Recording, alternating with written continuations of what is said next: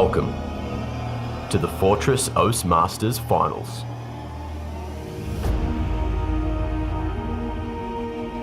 We're down to two teams. Grayhound, the gatekeepers of Oceania, and Vertex, trying to break into the top two.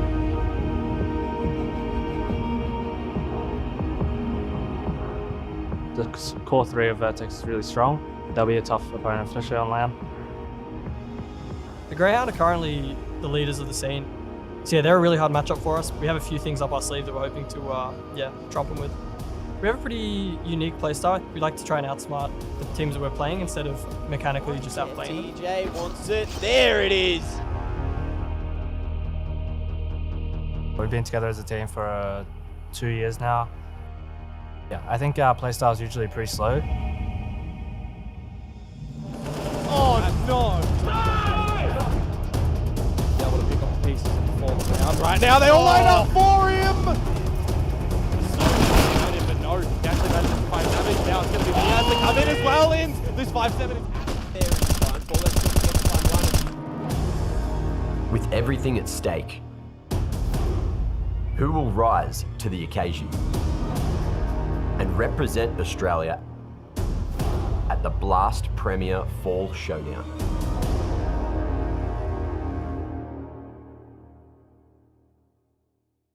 If that didn't get you guys excited, then I do not know what will. We are on our grand final day of the Fortress OCE Masters, a Blast Premier Qualifier. Joining me, next to me, is the very beautiful, handsome Mac and Komodo. How are you guys feeling? Amazing. Yeah. Couldn't feel better on a grand final day.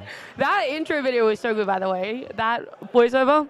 Yeah, good job. Good job. Thank you. I don't know who it was. It was some paid actor, probably. Look, Yeah, some paid actor. yeah, we did, of course. Look, have a little warm up earlier. We had an off-stream show match. A lot of fun, a lot of action up there. Yeah, A for couple everyone of funny that wasn't things. in Fortress, you definitely missed out with that show match. The boys were just going at each other. It felt like Yeah. all the way back in the day sort of land. They were shouting at each other. They were telling each other to sit down. It was good. It was a nice game. How did you feel about it, Komodo? Yeah, it was good vibes coming through. Just a good amount of banter that you don't generally get in a proper match of CS. So it's good to kind of just shake away the nerves, have a bit of fun with it, see some old faces returning toward that match as well, and some legends of the scene. So it was pretty cool. Yeah, well, now we get to turn our eyes to this grand final between Vertex and Grayhound. And just as a general, talking point, the way that we've gotten here, right, through those open qualifiers and then through the group stages, and then yesterday having those semifinals, we unfortunately saw Encore and Rooster fall out.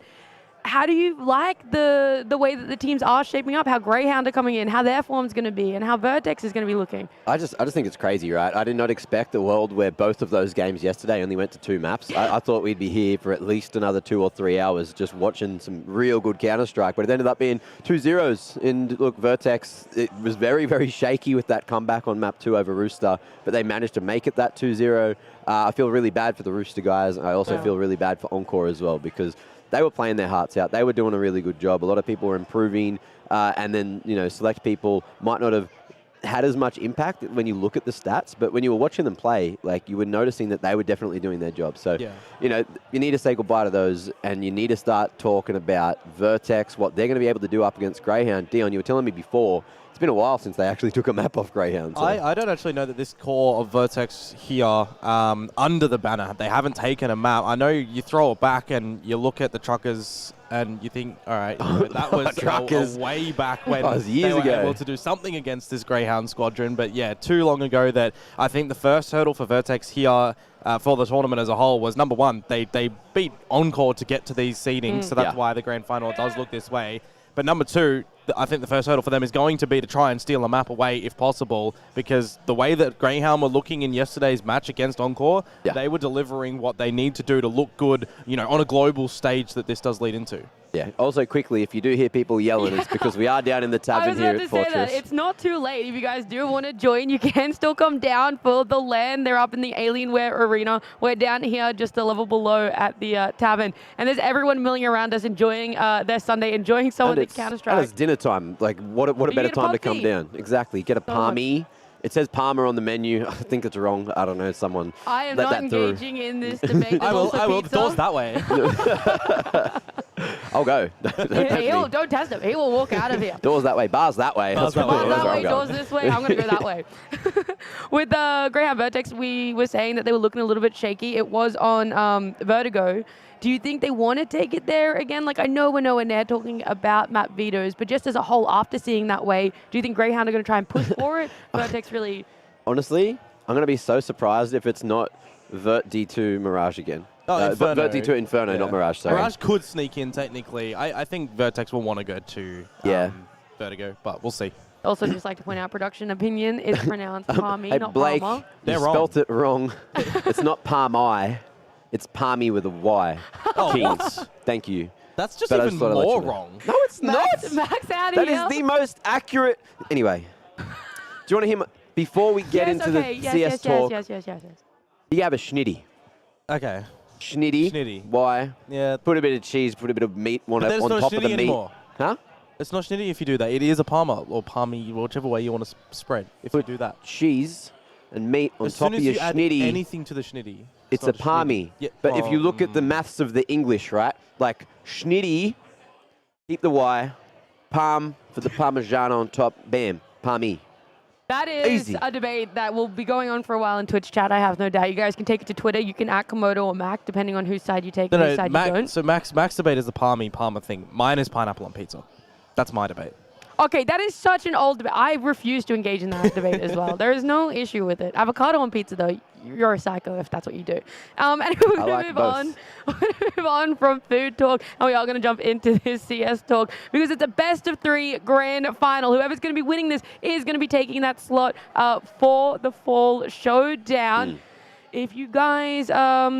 I guess were to say some weaknesses that you saw come out of Grayhound or Vertex yesterday, where would they lay? At a Grayhound, I did not see too many weaknesses coming through there, I feel like. And look, quickly, these stats as well are just from yesterday as well. So it's the freshest stats here. Ins popped off. Like, what was yesterday? That was the day where he just decided, I don't think he did too much warm-up, and he just jumps on stage, drops 30 map 1 like it was nothing. Vexite map 2 is able to get very near the same, so good performance coming out from Grayhound all around. I think if you're looking towards what Grayhound's weaknesses were, you just look at the rounds that Encore were looking convincing, taking map control with utility, pushing Grayhound back, isolating players, catching Vexite off guard in map number 1 on Vertigo, but then you look towards Inferno and it was a completely different beast. So I think there is stuff that you can pick away from that, but at the end of the day, Grayhound only need to deploy in towards these series enough to get them over the line because they are still undoubtedly our best team in the OCE region. And when we're looking at teams on the international stage that they're going to be going up against, your Astralises, your Vitalities, your Heroics and stuff, it is going to be a completely different ball game, and that's when we're going to see the strat book completely used for Grayhound. So I just think coming in towards this one, up against a known team about Vertex, we heard it from Inns in the interview, Vertex is the team that they probably want to be facing against instead of more Rooster. methodical, they say. Exactly, and more readable, which I think plays really good into Grayhound style. Yeah, and not only that, like when they played Vertigo yesterday, when we looked at Encore, like on paper, Encore is really, really good on Vertigo, right? Yes. And we had not seen them have such a, I'd say like, Abysmal? I wouldn't, no. I think with a grain of salt, though, I get what you're trying to put, but it is a different Encore coming into this with the 2 new players because there's no APOC, there's no Leaky. It is a different beast, and I think this team needs to go back to a little bit of the groundwork and the basic protocols and realize, is Vertigo actually the map that they want to keep as theirs? Yeah, I think it should be, but like Grayhound just played insane yesterday on Vertigo, absolutely. and we haven't seen, I feel like we haven't seen Grayhound hit their stride like that when they played, what was it, CT side, got 10 rounds, and then that second half was like almost doomed for Encore. Like, they're just like, Grayhound are just looking too amazing right now. And for Vertex as well, like, they showed what they're made of. They showed that they can play from behind yesterday when they played Vertigo. And look, if we end up going to Vertigo, it's actually going to be a really, really fun game. Yeah. Well, let's actually have a look at this Vertex lineup because there is some stuff to be said for them, especially with the way they were able to come back on that map too, which was Vertigo. So not only did we see Grayhound hit their stride in Vertigo yesterday, but we also saw Vertex actually be able to claw back and stop the snowballing that was on the side of Rooster at the time. Yeah, and I think one of the paramount things for Vertex in that series was the fact that Brace was not only IGL, to a great degree, but he was fragging as well. He was getting up close and personal. We saw great flanks start to come out. Him and PZ putting forward, I think it was like 23 kills on the second map together to get the comeback in the end. I gotta say, and I gotta give credit, I thought we were going to get a map 3 in that series when ASAP was going for that 1 versus 4. You think that he's a shoe-in for the 4th kill with the slow peek from Gen Orp, but PZ just domes him.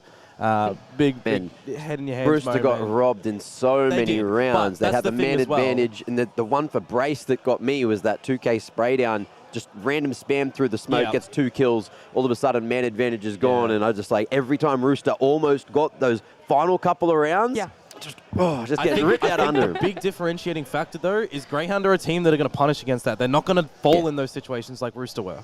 Okay, when we had that intro video at the start of stream here, we did hear Malta talk about how they have things up their sleeves and they've been working on a lot of stuff. Obviously, we don't know the insight to that, but for you guys, do you have any speculations on what it could be or what you think it should be, right? Considering Josh said instead that they're a readable team. Well, for me, it's like both these teams have such a diverse map pool, but we only see them play like certain maps. So maybe that's where Vertex could keep it a little spicy. It could be, a new map in toward the veto because both teams, they have their stable permabans. They'll have the maps that they come out with normally.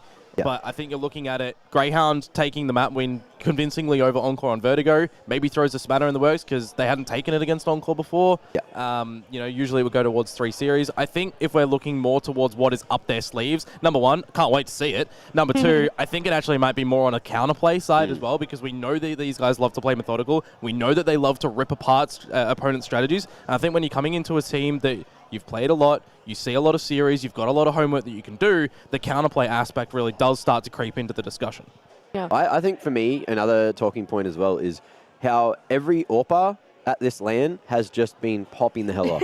Everyone's been so sharp, hitting ridiculous shots that we online I feel like we don't see too often. But here everyone's just been superior. Like that's my opinion. I was talking to a couple of the players and they were saying our views weren't aligned, but at the same time, I just think they're all performing. I think they're doing a great job. I think there is like this extra pressure on themselves as well. One being on land, 2 just having like these areas that they want to hit. They're like, oh, it's just their limits up here, and we're like, actually, you guys are still performing really well, almost there. But Grayhound, Vertex, we have to move to the next step of our discussion, which is map vetoes. It's what you guys are talking about. We're going to see how right you are in if that Vertigo is going to still be there. But quickly, Mac, you were really good. You actually got 2 out of the 3 maps. You see Ancient's not going to be in it, but can you predict this time what the map's going to be? Well, I already did the prediction. I reckon. Well, Overpass will be gone next, right? Surely. Should be. Yep. Hard map. And Vertex are actually really good at Overpass. So Vertex would probably be picking into really Vertigo. This is where we would see if they've got something up their sleeve, if it does go a different way. We've seen series between these 2 teams before, and you stretch it out a little bit further for Grayhound. Usually, you're getting Vertigo, Dust 2, Mirage, Inferno, and Dust 2 is actually going to be the pick here, so I wouldn't be surprised if Grayhound picked Mirage, which means Inferno as a decider. We're getting the Pug maps, would be interesting. Oh, Nuke? So give me Nuke. They're going for What Nuke. the hell is... Okay, this is good. This is spicy. This is different. The problem, Hype me up for it. will we get the 3rd map? That map. That's the one. I hope so. I bloody hope so. If Vertex are picking into D2 against Grayhound, they must have something up their sleeves. Like, they have to be coming into this. Look, PZ, I rated him yesterday, and Ali as well. I was even saying to him, he was going through a rough patch, but going into this tournament, he's really starting to, come out the other side, hit those shots, go back to the Ali. We all love the aggression, and that's what I'm expecting here out of the D2. Since this is a secret new source, I'm gonna bring this out, and I'm gonna see if these guys have done the Dust 2. Well, it's in the veto we weren't expecting. Oh, you're looking at stats, mate. You got to use words that make sense to normies like me because you're like, I'm going to get some of the spicy sauce. So I'm like, what the hell does that mean, Dion? Yeah, I thought there was going to be like some gossip. I'm like, oh. There has been I was pulling out the DMs. Oh, yeah, so I got a DM last night. The new strategies are, Dust 2. It has been played before between them a couple of times. 16-11, 16-14. So there is a way in which Vertex could potentially tackle it over. And if that's where they're hedging a bunch of their bets to get the first map over, you're also tackling Grayhound on Mirage. And if they're firing the way that they were yesterday in towards Mirage, they don't necessarily need to do too many strat-heavy things. Okay, interesting. We always talk about, what might be new, all the good aspects of it. But when we're talking about these stats, I guess something that does come to light for me, at least on Grayhound, was some people kind of underperforming. We talked how good Ince looked, and same with Vexite. But unfortunately, Simon just kind of Nat, no one's underperforming. When This is people are what I want dropping you. 30, the stats for people that weren't This is playing, it. weren't carrying, look worse. Yep. But they still did everything right. Okay. You know? This And is when what I need you to you're say. late Yeah, rotate as well, it makes sense. This is like the bait. This is like, This is it. I HLTV bait it, gives you yeah. the hook. The stats bait, and You're then like, you go, "Oh, well, yeah." actually, it's not that because he was doing this and this and this. Yeah. So You've read the blur, but not the story. that's what you guys are here for. You guys are going to give the whole picture. But if we do go to a map 3, if we do go all the way to Nuke, which we're praying for, how do you expect that one to potentially play out, especially off the back of having to play Dust 2 and Mirage, which are very different? Well, I don't know. I know that at least Grayhound, they're bringing a lot of information in. Yesterday, you saw going up against Encore, like if you're sitting in the crowd there, which we were, they have, their little bits of paper with all their notes, like looking at the tendencies of players, and I'd expect that to have, been a little bit of the prep going into today's game as well, because obviously Grayhound, they want this international opportunity. And, Kingfisher, he's doing it, so maybe this is the reason that Vertex decided to change up the maps from what we kind of expected.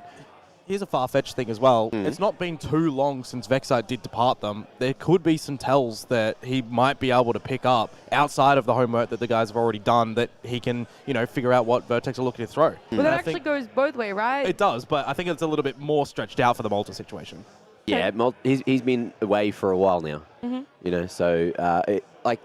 could have used that a little while ago. I mean, even like the meta doubt, shifted. yeah. They got Forlex in here. They got to shift him in. They've only been practicing with him for a bloody week, so a week and a half maybe. And I think on the Nuke point, if we do get to that scenario, I think we need to just see some really proactive plays come out from Vertex on the CT side. They need it to be strong. We need to see PZ flexing that AWP between over at ramp, where he's usually locking it down, over towards Secret as well. We need to see changes. I'm not unsure how Forlex will actually come into the equation on that map. Is he going to be the kind of B-side hold? Is he going to be playing up towards rafters? Can he get quick rotates out? It's kind of an unknown factor because this is a different map pool, because Forlex isn't the stable fifth player. How much research have they actually done? How much practice have they done leading into this pool? Do they actually have these 3 maps across the board with him? Where do you feel it's going to have to go for Vertex to be in their favor for D2, right? Like, what is the recipe that is going to result in a really strong showing for them? Starting on that CT side or the T side? They'll be on T side. Grayhound gets side pick, and if they're not picking CT, I feel like they're a little bit crazy. But I feel maybe, I didn't actually, Brace almost leaked the maps that he thought it was going to be when I was talking to him. I said, no, I want it to be a surprise. So I didn't get to figure out what they were going to pick. They obviously picked D2 now that we know that. I really wish I did get that insight of like, okay, why? Like, you think you guys have it after yesterday? Like, they beat Rooster on it. I think that was Rooster's map pick, right? Yeah. Yeah, Vert was...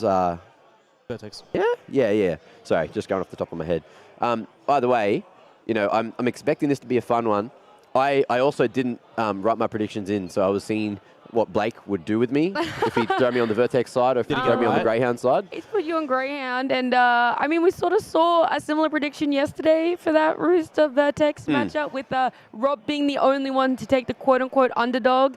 He can't speak for himself right now, so Mac, you're going to get the chance to put words in his mouth as to why he's picked Vertex. Well, look, this is predictions, so everyone can realize that Grayhound are the favourites.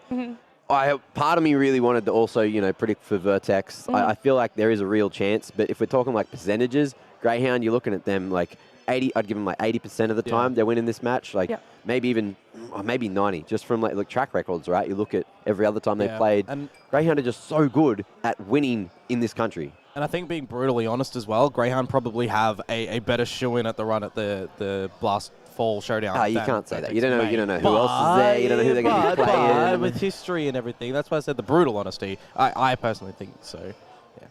Yeah. Okay. Well, we saw the predictions as to where we think this series, this grand final, is going to potentially be going. But let's break it down. Let's do maps, and let's talk about... numbers. Took the words right out of my mouth. We know Dust 2 is coming up first. How even do you think this is? Arbitrary percentage numbers, but also round numbers as to 16-11. 16-11? Okay. In this favor of... I think it personally is going to be Grayhound 2-0. Okay. I want to say 16-13. Vertex somehow pull a dub, and then we're seeing a reverse sweep. So I'm going to go for the early prediction that way. Oh, okay. I like Yeah. already that you guys are pretty opposite on it. We're going to see where our casters lay as we are going to head over to Rob and Pilly. Thank you very much for that, Nat. And of course, a warm welcome to everyone in the Alienware Arena. Ready to get underway with this matchup. And Billy, it's been a long time, my friend. Yeah, It's been it has. I'm so keen to cast this grand final with you, Rob. We're going to get to see an Australian team go overseas and actually play in the Blast circuit, which is not something we've had the opportunity to do just yet. We've got plenty of teams who have got some of that overseas experience. In fact, 3 of them that did come and qualify for this event. Vertex, the core of that team, has obviously been overseas playing in events most recently. They did get to actually qualify. And then Grayhound and Encore, obviously, class acts, veterans of the Oz scene at this point. So I think all of these guys, great contenders. Both of these teams in the grand final, great contenders to go over and play in that Blast showdown and represent our region well. Do we take anything away from the last time we saw them play a best of 3? That's probably the first talking point for me. 8 rounds, I think we saw Vertex get across 2 maps. How much do we take out of that? Is it a great assault? Which series are you talking about? I'm drawing a blank here. There was another big event, I don't know, a couple of weeks ago.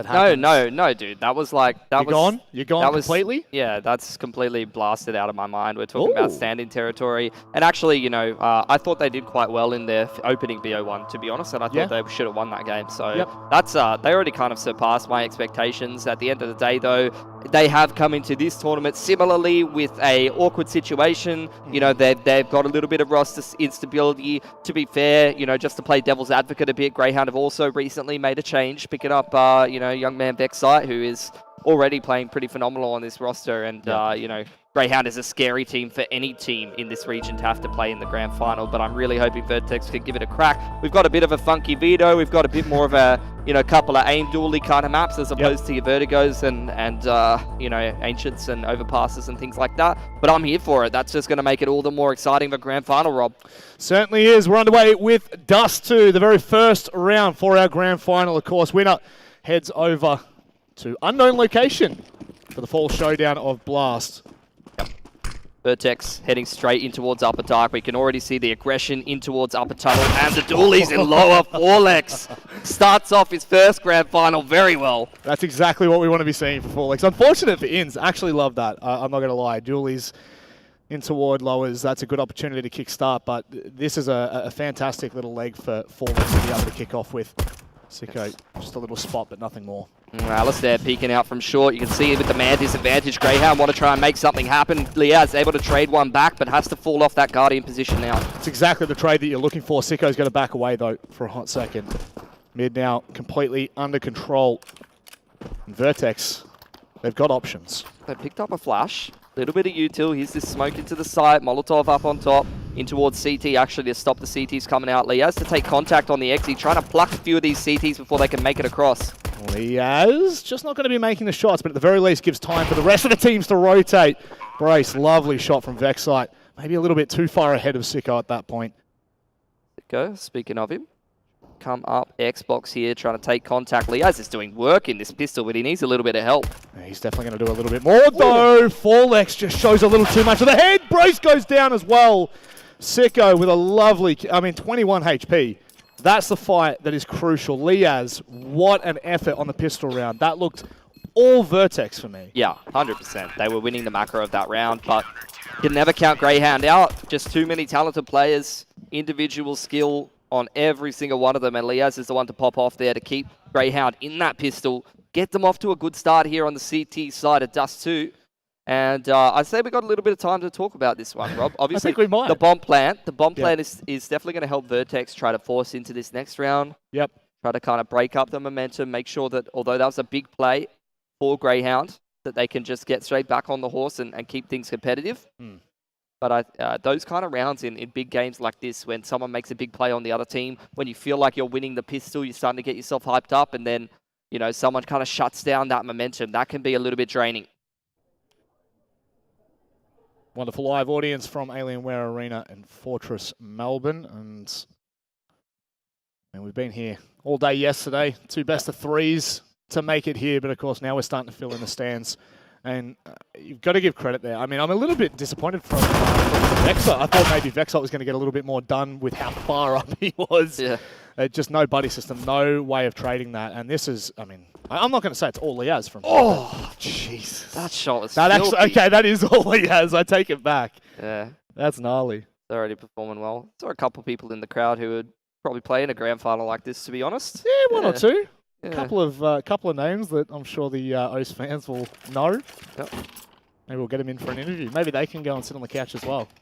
They'd probably know more than Mac, mate. I don't know what that guy's doing. Here's a force up for Vertex, though. We were talking about it. They've rubbed all their last few pennies together. Yep. And they've come up with 3 rifles, couple of Galils, Scout, straight out long here. Molotov goes straight into the choke point. Instant trade from Inns, but Malta has at least got one. AK can see Inns guarding that very keenly. Does not want to let the T's get their hands back on it, and they just have to forfeit that HUD control. It's disappointing for Vertex, but still 2 rifles, Galils as they may be. Oh, Alistair doesn't have armor? After they just won pistol, he's glass cannoned an M4, I guess. I don't know what's happened there. He's a gamer. He's a gamer. Doesn't need armor, apparently. Just used to playing glass cannon. Headshot. Maybe. Headshot angle, yep. Yeah. That could well and truly be worth it. Flash over the top. Allow them in. Ali completely blind. Does pick up one. And now we can slow Vertex down. This is where things get really awkward. A little bit of a stalemate as they know there could be one more at long. That is Inns, but he's not cutting across yet. Up in the aim punch. Alistair trying to do the best he can. Great flash in from Vexite as the CT just scaling up. What is that jump shot? You can't do that with an MP9. Oh no, Vertex are crumbling. Oh no. That's not great. I mean, that's a Vexite with the MP9 there. That's a little bit cheeky. Yeah. You got to love it, though. A little bit of confidence in him. And, I mean, maybe might be worth talking about Alistair there. What a huge play. No armor whatsoever. Still manages to pick 2 and stop that push altogether. Yeah, maybe a bit more of like, I wouldn't try this at home kind of thing. This is a professional player. Don't do this in the MM games. No armor anti-force is definitely not the go. But look, he makes it work. Good supporting flash coming in for Vexite there as well. And well and truly, Grayhound are off to a great start here on their opponent's map pick. They survive with 4 guns up, so they're really in the pole position on this CT side to keep kind of trucking along. And Vertex going to have to go back to the drawing board at this point. Look, they might have got the... I think they got... Did they get the bomb plan? Oh, no, they didn't get the bomb plan in the last. So that's definitely going to hamper their ability to buy. But I don't think they're that incentivized to buy here anyway, Rob, because you obviously had so many CTs surviving. The reset potential is really just not there. So I'd expect maybe a half bite. Try to take a few guns away from the CT, slow down that economy building up on the CT side, and potentially get yourself an easier chance to get back into the half later on. One Deagle, maybe Fallex has got something else on the ground, but other than that, just Glocks, some flashes, so something could be done here, and I like this. I really like this from Grayhound. Get aggressive, but don't allow Vertex any room to move. Don't allow them anything. Ali's already found the first pick. Vexite might find another. He's going to be careful not to fall. It's an MP9, but, you know, again, I'm happy that we're seeing aggression. Alistair's just going where the enemies buy guns. Sensible. Liaz playing the angles, using that A1S, using the range and the A-punch. That's a bit unfortunate. And 4 alive again for Grayhound. It's going to take a fair bit of effort over time here for Vertex to get back into this game. It all starts with this gun round. And this is where Vertex do their best work. You know, Brace, definitely one of the best callers we have in the scene domestically. He's going to have a couple of good calls in a row on this T side to start chipping down that CT money and getting his team back in the game. This is their map pick, so let's see what their go-to first gun round's going to look like. WP straight down, PZ. A little bit unfortunate not to hit that one, but the trade back with the AWP on Alistair leaves him somewhat wounded. Alex made his way all the way up short, but this is going to be Alistair picking down PZ. Vexite already in lowers. That's massive. Yeah, they're catching him in transition. This disruption from Grayhound is so good. The flashes over the top, not allowing those T's to get comfortable. Forlex finally trades back, but by the time Vertex get anything done, they've lost most of their team. The last 2 players are barely limping through the round. And now Grayhound can just play this one by the numbers.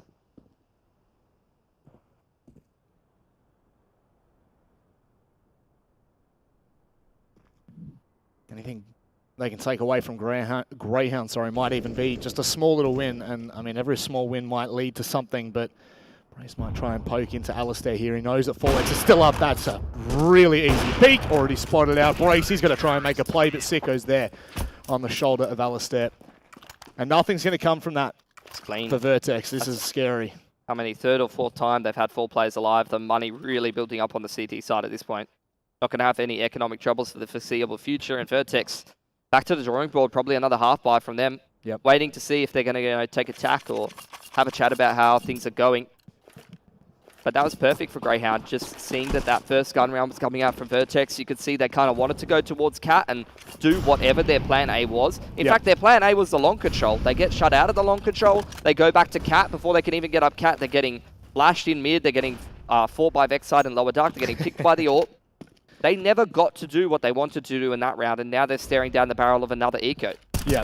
This is just not what you want on the T side. Definitely not. But credit to Grayhound, they're making their opponents uncomfortable. It's not what you want on the T side. Certainly not what you want to start off a grand final at the moment. We're going to be testing Liaz. We've already seen what he can do before. Through a smoke and blind. Finds himself too. Pistol round or not, Liaz is holding this one down. Attic made his way to plat, but this is just really awkward for Vertex to get anything done. Yeah. On these kind of angles with Tech 9s, not fancying your chances. Forlex has got himself a dig, but nothing's going right for Grayhound right now. Oh, sorry, for Vertex right now. That's even cleaner. 5 alive. This is not so far a close grand final, and it's going to take a lot of grind from Vertex in this half to make it so. They have got so much work to do on this T side. Into another buy here. Full buy up, AWP on PZ. Already been kind of shut out along. They've got a decent long spawn. They could try and go for some long control here if they want to. PZ's got the B spawn, so I'm keeping my eye on him to see if he wants to try to get active towards upper tunnels. Maybe boost over the smoke, or maybe try to go for a peek mid-doors. Tell you what, Grayhound have not been shy of taking that early aggression into lowers. I think you saw Vexite kind of poke and prod a little bit. Yeah, with even that road. And that's going to condition Vertex to slow down their default, to have to use more utility as they move through the map.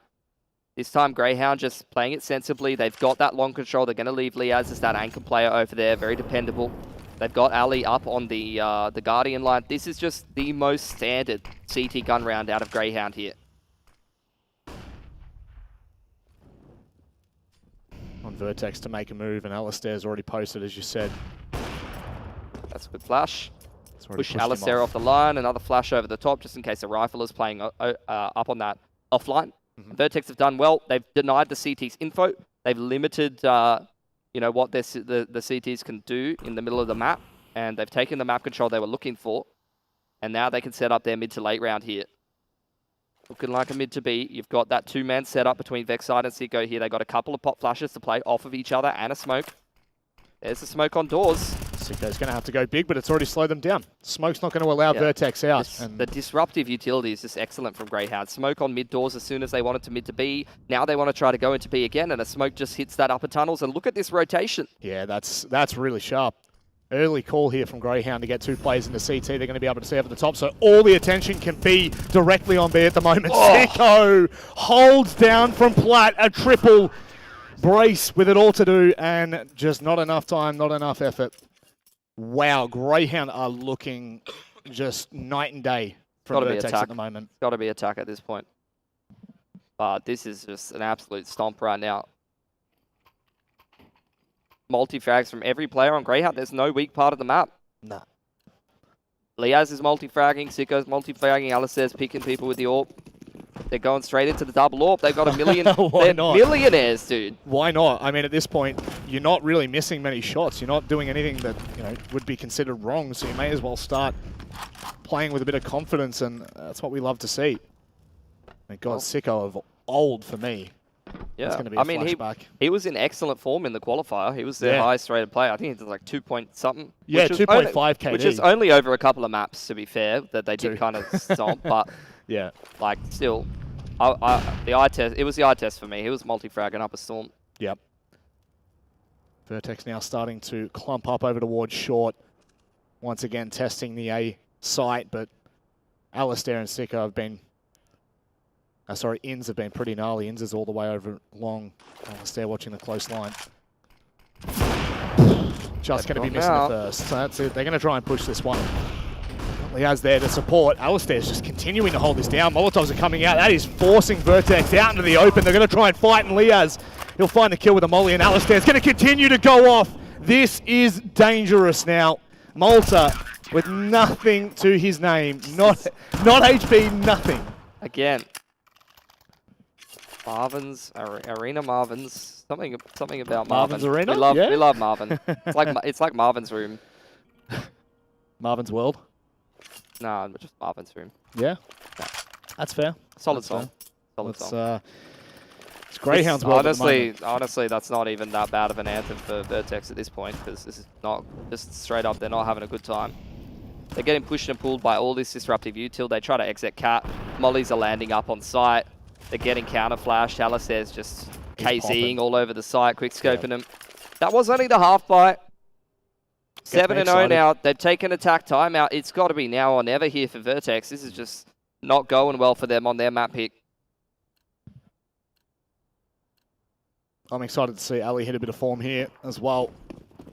He hasn't had the most that he's needed to do, to be completely honest, so far in this Blast qualifier. We've seen bits and pieces of greatness, but he really hasn't been called upon like we're used to. They get this mid-round long control out. PC just goes straight out, picks Liaz out of the server. Finally, a man advantage for Vertex, but look at that, straight through the flash. Alistair trades one back, gets that long control back in the favor of Grayhound. Offline. The mid-round aggression here. After that long control's been taken, Sicko knows there's an opportunity to take a bit of map control to just allow himself to get on that deep info line and inform the rotation to the rest of the team. It's going to allow them to lean a little bit more towards A. Side's got the information at the moment, but don't think he's necessarily going to be tested. They are going to get up on top of Xbox, so split A definitely going to be on the cards with Grayhound still with solid holds. There's still so much util. Yeah. They've still got smokes and mollies here on ins and alley. Like, they could just indefinitely lock them out of coming up cat at this point. And I love this. They're going to get aggressive as well. A little bit more information. He's just going to fall short of Brace. Ali's still got a smoke. You could just re-smoke cat, which is why Ins knows he can play out in the open there. He's actually thrown it to Ins to re-smoke cat. So that's going to be 12 seconds. They got to go through that, actually. They have to go through that. And Sicko's got information across toward B as well. He's just pushed through. So now all of the alarm bells are going to start to ring. Ins get caught trying to rotate back across. Ali's trying to hit these quick shots, but Malta's already up. He's taking control. And Long is completely in the hands of Vertex. It's only Vexite and Sicko to play for this one. And with Vexite going down, Vertex may well have their first round on the board, but don't count out Sicko. Even if he can just take the guns out of the hands of the T's at this point in the game, he's happy to do so. He's got plenty of money, so he's going to attempt this retake. Maybe. Checks out for the flank. Thrown the one way for himself. Progression smoke to give himself a little bit more room to play with. Vertex just playing that triangle setup. Malta to take contact with the ult first. Doesn't hit the shot! Oh, no. But good trade from Forlex. Vertex are back in it. Bit of noise. Good round from them. Good round. It is. And it's good to see a bit of support in the crowd for Vertex as well. Yeah. They're going to need it. They're definitely going to need it, especially with how we've seen Grayhound start this map. That round is just Malta getting it done himself. Like, little gap in the smoke. Bit of a mistake from Ins to hold out util. Yep. And Malta just capitalizes. One thing I didn't keep my eye on was the creep from Long, so I don't know how far they were up before the pressure was actually on site. Well, if they didn't put pressure on Ali, he's posted up on Long there. Speaking of him, 1-for-1 in mid. Very nice shot from Brace to trade there. Still the tower boost in Suicide here. Look at Sicko's movement though. Again, as soon as there's contact on the A side of the map towards middle, he's just going to slide into upper dark on that info line. And look at this there. Thinking about heading in his direction, but even if they don't, like, just him holding this angle allows Grayhound to just play on elsewhere on the map. When no one's making contact on Sicko, they are quite happy to just lean towards A in a 4-on-4. You just want to keep your eye on Sicko as he starts to potentially push in a little bit further for that info. He doesn't need to do anything. He's doing exactly what he needs to do right now. This is why Grayhound's able to just sit 3 on A right now. Plenty of util for Vertex, though. Vexite, he's going to get aggressive, manages to catch Brace out as he's coming around the line. He's not going to get more as he Attic does shut him down, but now Leah's sitting on site. He's going to wait for the intel. Ins, can he pop anything through the smoke? Can he find any lucky shots? That's just plentiful. Leah's holds up at Barrett. No, just the one. A 2v2, and this gets awkward. This gets real awkward. It's good trading from Vertex, but PC is so low here. Just catch one straight bullet, and that's going to be him done. No utility either to try and play for PZ with a lovely shot on Ins. That is absolutely crucial. Sicko with a lovely shot onto Attic. Takes his time now, knows exactly where PZ was. Oh, PZ with a lovely little bait. Oh. Or Fiort, my friend. The movement is so good. It's key. PZ's heard that, and he hits that every day of the week. Massive round for Vertex once again. Now they're starting to get into this. Yeah, down to one player surviving though. This is just putting so much pressure on that T-side economy. So they need to get this round across the line because like I said before, Grayhound have been winning these rounds so cleanly. They can fully reinvest. They can go straight back into double or full util yet again. And Vertex are going to have to scrape whatever's in their bank accounts together. That round was just great trading. Great trading out of Vertex. I love that 1v1 on the AWPs, by the way. Sicko and PC are both AWPers who just have great movement. Just, you can see them both jostling for position, both trying to bait out each other's shots. Malta down on the Mac 10. What's his spawn here? He's over... He's just like kind of in the middle of the pack, so I don't think we're going to be seeing any rushes or anything crazy. Well, he's following Attic over to Ward B, but it's not going to be anything special, that's for sure. Alistair aggressive. Now we'll have the ability of Vexite getting aggressive up mid. This is going to be quite dangerous. And I think Inza's going to follow as well. Oh, Sicko straight into uppers, picks Malta on the extremity. Any team that's played against Malta knows he's always on the extremity. He's always that player on the wing. You kind of read his patterns and his positions. And in this case, Greyhound's definitely benefited from that. Here's the retake on upper dark. Playing with a man down. You've got Addict on the other side of the map. Oh no, it's actually... Who is it? The Brace. It's Brace. Trying a bit of longer util. But this is just not really going to like bother Vertex, Grayhound too much. They've just got so much map control they can read this. Sicko's very quickly swapped out onto B, so now Inza's going to have to go massive. He's got 3 players to find, but Sicko's watching from the double doors. He's going to find it first. Addict, though, with a lovely trade.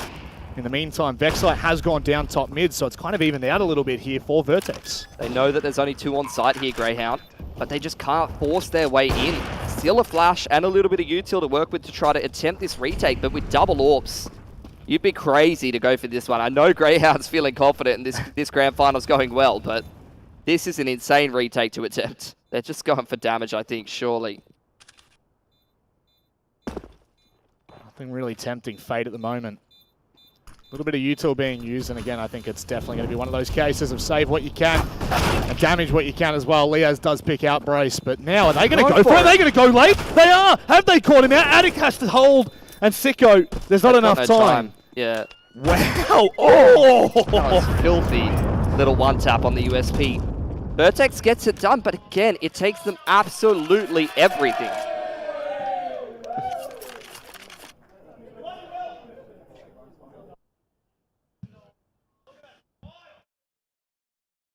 Sicko can drop one over to one of the other players, and we can just get another CT buy going pretty quickly here for Grayhound, but that's going to be absolutely everything that they had invested into this round. And I'd say it's going to be the same for Vertex with 0 surviving, so this is going to be a bit of a swing round for either team. This is Vertex's chance to, I mean, they've really, like I said, they really needed to grind on this T side to get back into things. They've been winning some real close rounds, coming down to the XVXs almost every single time. But this is the opportunity that they bought for themselves with all of those plays, with all of those close rounds. They now have the chance to reset and actually get into this half after such a slow start. I love that from Sicko. Little fadeaway with the USP, but that took me by surprise, I'm not going to lie. I was completely set for Grayhound to just save that completely. I think they kind of were. I don't actually think, I don't even know if they were actually going for that. I think they just recognized that Vertex are just so broke every single round, and they're just trying to take guns out of their hands. But I'm really surprised they actually went into the site. I thought they were just kind of trying to like hold them from doors or something like that. You know, especially with the doors inverted now, it's hard to cross into tunnel. without the util, and I don't think Vertex had any more smokes at that point in the round. I think they found a kill as well that kind of helped with that. But this is a great start for Vertex's momentum into this game, and that's something you're going to have to play on 100% of the time with Grayhound. Any win at this point is a big win for Vertex, knowing full well what Grayhound can do if they can start to get comfortable, and it looks like they're going to invest into this as well. Yeah, I mean, you've got a couple players that got to go down to Galil's. Malta's down to a Galil, Brace down to a Galil just to get the util. 3 Galils. It's not the ideal buy. There's no AWP, so keep an eye on Alistair's positioning. He has the chance to kind of run around the map a little bit. Just playing support, just setting up Grayhound to take long control. And again, they've very consistently been able to take long control. Vertex has never really had much of a chance to get out there outside of like 1 or 2 rounds early on. So again, without taking that long control, Vertex now have to turn their attentions to the middle of the map. Flush over lower dark. This is a bit of a different line though. And actually, this might open up an opportunity to actually aggress on the extremity here, which is not something that Vertex have seen yet too much. Oh, that's testing. That's definitely testing. I think PZ must have seen that before. Nice little pre-fire. They see that AWP on the line there, and they instantly go towards mid to B. So it's going to be, again, up to Sicko and Vexite to lock down that B site, because the rest of the players are very far out of position. Perfect opportunity for them to step up. Alistair's been able to find one through the backside of the CT smoke, and a second. Oh, that's completely slowed down Vertex and their momentum. Sicko's going to hold for at least one. Vexite, can he play the hero here? No, PZ actually goes quite big. At 2 versus 3, the retake here for Grayhound, it's got to be sharp. They got so much util. There's one flash on Brace that he could set up PZ for. There it is, straight over the top of window. PZ goes out, full blind CT, but he can't convert. Oh, that was nearly massive, but now it's on Brace. He can't get it done. Liaz will pick up the final 2. And Grayhound are not messing about at all. I mean, that was a round where Vertex have just spent a couple of rounds reducing their loss bonus, so even with that bomb plant, they are pretty broke. Down like 2.5 to 3k, they got to go down to a half buy. And oh, that's how you lose that round? Yep. He's just spamming through the smoke. He's just literally single scope. That should have been a round for Vertex. That was a good read. That is so unfortunate. There's not too much you can really say about that. Maybe you could speak to the masterful Ali play. Ali's always been good at like intuitively knowing how to wallbang and like reading the movements of his opponents, spamming them through smoke. Always been good at that. So not super surprised to see it, but that's just a terrible round for it to happen to Vertex, not going to lie. That breaks their money. Grayhound surviving with 3 up. Here's a chance for them to build up that massive economy they started this game with. Whereas Vertex, they just want to try and take 3 or 4 guns away and make them more resettable as they head into the next round.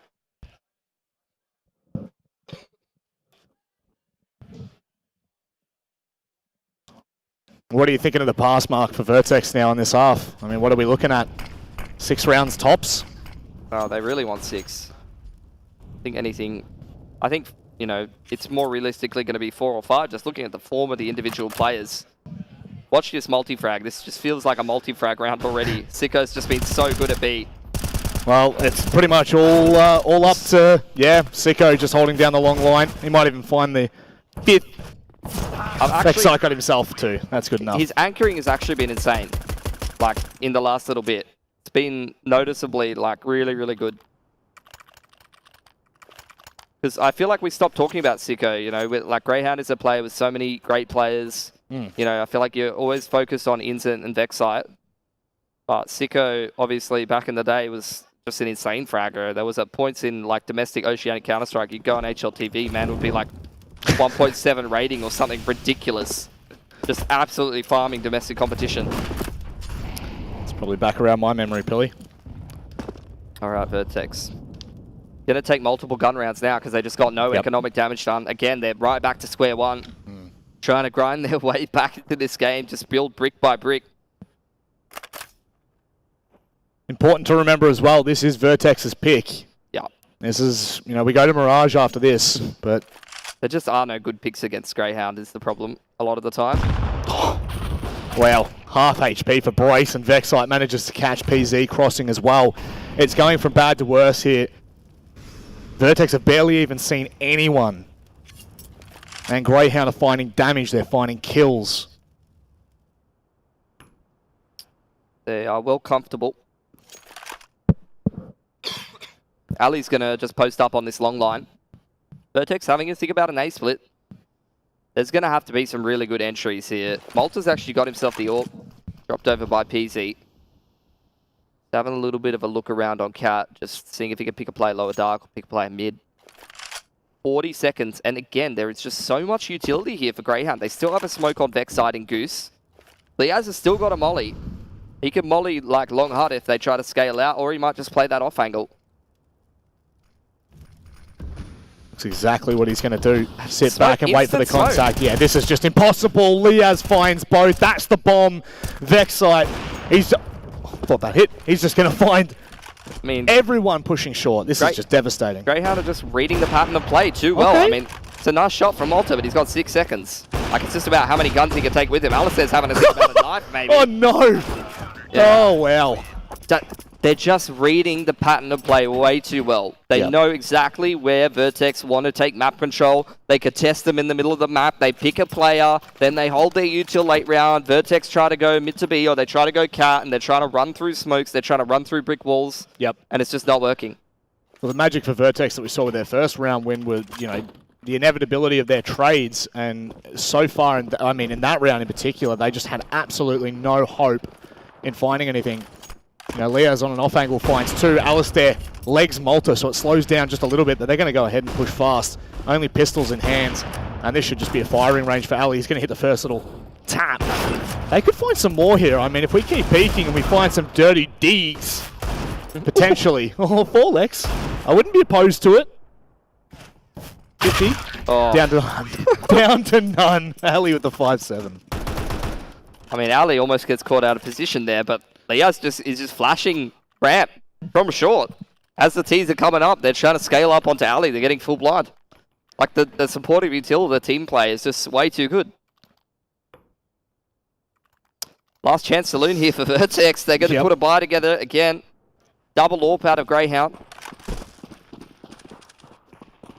Oh my god, they're just reading everything. PZ has been first pick so much this game. Oh god. Sicko and Ali are both peeking middle. I just can't. Oh no! Don't make me watch, Rod. Stop it. It's like a train wreck. You want to look away, but you can't. Vertex with only 1 alive in the last round of the half. Oh boy. Oh my god. Yeah, Brace. Get your frags. Get your exits. Far out. Oh. That is absolutely dominant from Grayhound, and exactly what you want to see in a domestic tournament, Pillar. This is the thing right now, is like, when you are up against opponents that you should be beating, this is the way to do it. There is no question, not in any of the rounds have we questioned Grayhound. Like, the rounds of Vertex 1 VXs, 2 VXs, like, they've all been so close. Even when Grayhound, outside of those, it's just nothing. CT side comebacks are very difficult. So this is going to be something if Vertex are going to make a game of this. Malta to take contact from lower dark. Ooh. Nice hit. He's actually been playing very well.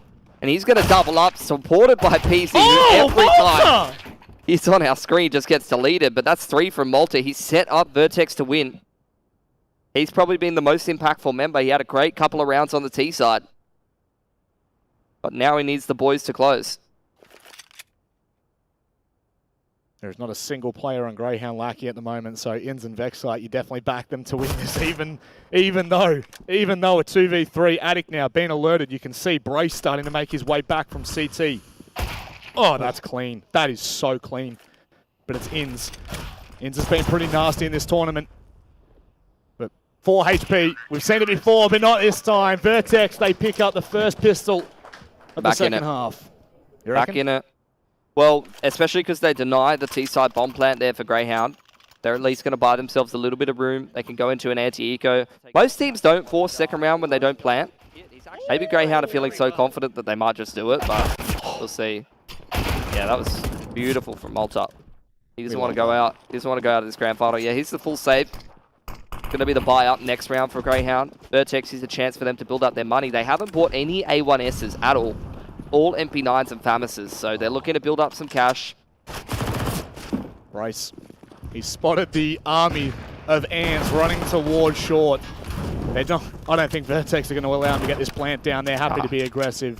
Liaz has got it though. He does. Despite all the utils, despite the just HE nades, Molotovs absolutely everywhere, Greyhounds still find a way to get a plant with just the Glocks. They don't take any guns, but Greyhound now have full util across the board. Maybe they'll even be able to get an AWP up on Ali if he wants it. We'll have to go a little bit lighter on the util or maybe glass cannon. It's a pretty big win for Greyhound considering they had nothing. Absolutely nothing. So Ali's gonna Greyhound. Gonna glass cannon first round. Full util for all the other boys. Vertex with a bit of a bonus setup here, but PC actually just instantly buys an AWP. So not gonna bring that MP9 into this round. Gonna try and get it done with the AWP. Oh, he's been getting robbed. Honestly, PC has been getting robbed. Like, he has actually legged, like, 3 or 4 people so far. Yeah, that's very true. Legged Colats. It's unfortunately just not working for him, but the thing is, like, very quickly the tide can change. The conversation can change. If Vertex can start to get a couple of rounds rolling, I mean, I'm definitely not opposed to this happening. And it is their map pick, so very clearly they've picked it for a reason. Greyhound just in the 1-3-1. Nico going to join up with the rest of the boys in middle now. Still got Liaz over towards long, just spamming away. Vertex testing middle a little bit. Brace trying to listen for the sound, see if anyone kind of gets flushed into his crosshair. Is this progression smoke out from Greyhound? They just want to drain the utility of Vertex here. That is not ideal. Jeez. Ah. The 1%ers, Billy. It's got to be getting to you as Vertex a little bit. Yep. Here's the reposition from Greyhound, actually. They don't go cat. Progression smoke up onto cat. Trying to draw out a little bit of util, but they're going to go back towards the B side of the map. Straight towards Forlex. His first grand final, he's going to have to step up in this bonus. All he's got is a flash to his name. The MP9 up close. Ali's going to poke first. He's low. This is a good opportunity. It's just the timing though. He's been able to pick the first and he'll go and spray deep down. It'll do the damage. That nade's going to be absolutely ridiculous. It's taken Vex site below half as well. And Brace has been able to get into the site in the meantime. Do they know? They know how close he is. They both line up.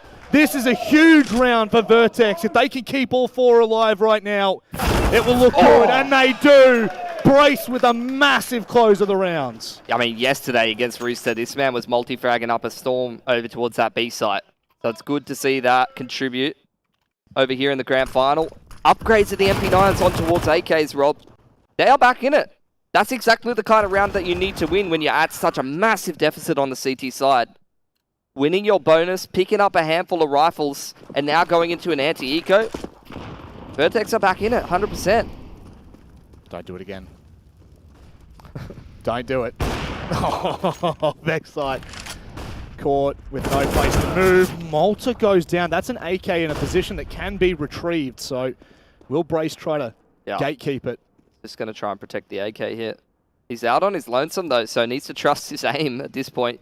Inz's got a Galil as well at that range. Could definitely work. Ooh. Oh, they're going to go for this. I don't mind. Oh, it's just on the other side. Nade. What a nade. Beautiful. That was actually big brain. 200 IQ. From PZ. Really smart. Really, really smart work. $300 for a rifle. I'll take that any day of the week.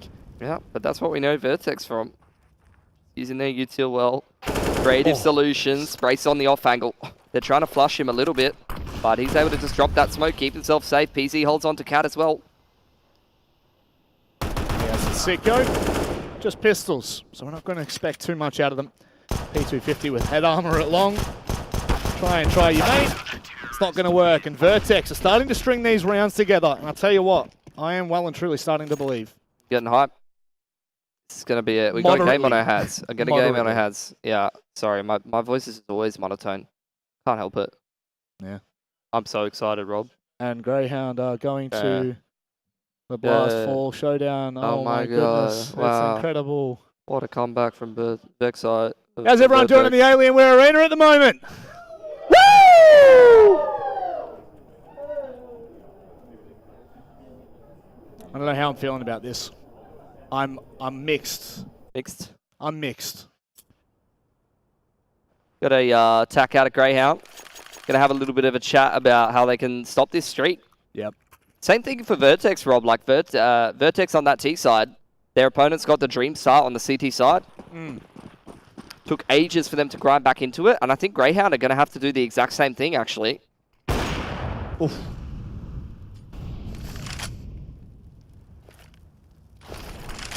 Really wanting this lowest control, and they've got absolutely no clue what's down there. They're poking and prodding, but oh, this is good. I like this from Vertex. What are they going to be able to find? PZ with the information. Ali, does he know? Does he know? We are the wrong side of the pillar. That is the bomb as well, Pillar. Can they molly into lowers and actually lock them out? Oh, it doesn't matter. It doesn't matter. He's taken over. He's getting warmed up. When there's not walls in between him and his opponent, he gets kills. Oh, wow. This is looking like we're starting to see Vertex get a little bit of confidence here. And like you said, that bomb in uppers, this is the perfect position for Vertex to be able to play from. In's just behind the smoke. Can't find the backside of Malta. It's that one way. It was cheeky. He has to take contact next. Alex up top. He's in for it. Steps up. We got some Marvin fans in the audience here. It's been a big question, hasn't it? A lot of players, well, sorry, a lot of people looking to Forlex to say, you know, where's he going? What's he doing? Is he sticking around? And right now he's making a damn good case for it in that round. Things definitely starting to equal back out now. The conversation has changed. It's not equal right now. Vertex are winning this half super hard. That, like, they don't have the scoreline lead, but in terms of this half, they are dominating Grayhound right now. Pistol round the airstrike. It's not going to catch completely Ins, but they're going to be able to push off the back of this. And I was going to say, maybe if he can get a little bit more aggressive, Malta's going to hold down. The co-pilot sits back, waits for Vexite to swing. Got to be really careful here. He's got one player posted up behind. PZ's watching to make sure that he gets away safely. Calms down. Goes still having a look around in mid. Liaz's got his hands on an AK. Dangerous. Vertex really want to just hold on to as many guns as they can. Give themselves the best chance to 100% this game. They're just taking a peer over the one-way. Hello. Oh, that is not the opportunity you want to give to Sicko. You give Sicko a rifle now. This could get ugly here. Oh, they got to aggress long into the AK. It's almost a firing range. Liaz gets his head ripped off by Attic. That is such an important pick. And he gets deleted by Vexite. Bomb can go down for short here. And in the 2v2 post plant, what a Grayhound got. Well, they got the rotation through middle. Brace going to come up catwalk, and they're going to try and pinch them on the site here. Grayhound looking to fight this catwalk line. Brace.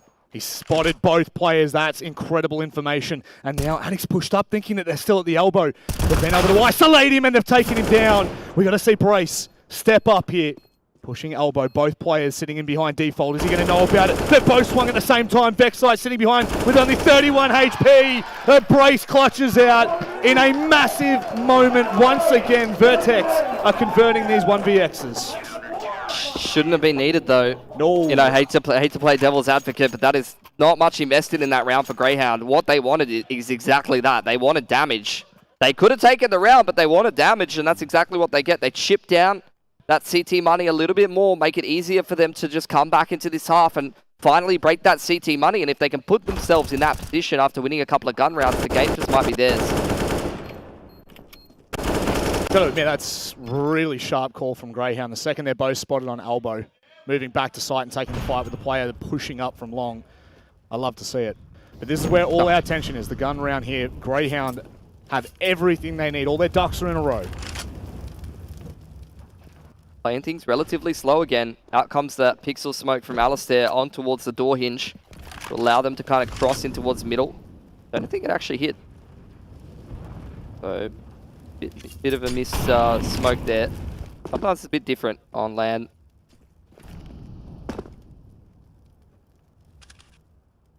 Cat control for Grayhound, taking things really slow, just in that 1-4, leaving Liaz on the extremity, taking Cat, taking the middle of the map. Oh, those HEs. Oh, that's a lot of damage. Half HP on 2. Sicko low as well. Lowish. Vertex don't have any information yet, though. Smoke's coming over in towards CT. Might start to cause a little bit of havoc, but they're going to push out now. Grayhound already up elbow. They don't know where Addict is, but as he gets checked now, they've got to go big. Can someone watch from long? Can they support? Sicko completely blind catches Addict on the swing. Yeah. And the post plant. Walters is not letting them get comfortable on the site, though. Liaz from long has a big opportunity here. Oh, certainly does, but he cannot connect. And Inns left with it all to do. And it doesn't make a damn difference. That last round is pretty much wiped from the record. Now, Vertex is just straight back into yesterday. Yeah. They had a terrible first half against Rooster. Switch over to the CT side, get some money going, and then they just put up the wall, man. The wall is up. Can't get through. Double AWP now coming out from them. They got plenty of cash. But so do Grayhound. They're on that full loss bonus. They're on the bomb plants. They've even got extra cash left over. Even after investing, you know, Vexside's got 1,400. So they can just keep throwing gun rounds at Vertex. But again, similar to Vertex in the first half, it's all the same pace. And it's all kind of getting picked apart. Liaz stay on the other side of the smoke. Oh! Opted to Ali with a really gnarly shot. Addict. He's got to hold. He's got to stay posted right now. Smoke comes out. Alistair's waiting for him. Now he's just going to take pot shots through that smoke. He's got util to play with and a retake could be on. Oh, Liaz controlling the middle of the map. Just wow. great He crosshair just placement. Just domes PZ. Malta trying to flank through lower dark, but that's the taking his knife out. I don't know if that's going to be enough though, Rob. I mean, Brace would have to go nuclear on the site, and not that I don't believe in him, but Ali's already posted up, headshot angle. And now Malta's just going to make a decision. Save will be the call. Grayhound are mortal after all. Vertex. Sorry, yeah. Vertex. My apologies. Yeah. Alistair, I mean, that's just an Alistair round. Walks into B. Easy flick. Gets that util down, locks him out of the site. Another one on the retake. Absolutely beautiful. Well, his first half was everyone's first half. Very true. Very true. You can't single out anyone, can you? Nah. Bit of a different story on the T side, but they're just grinding their way through it. Using that experience. Taking their time. Yeah, talk about Vertex's kind of resilience and comeback potential in this tournament, but the core of Grayhound is the boys that are known for it.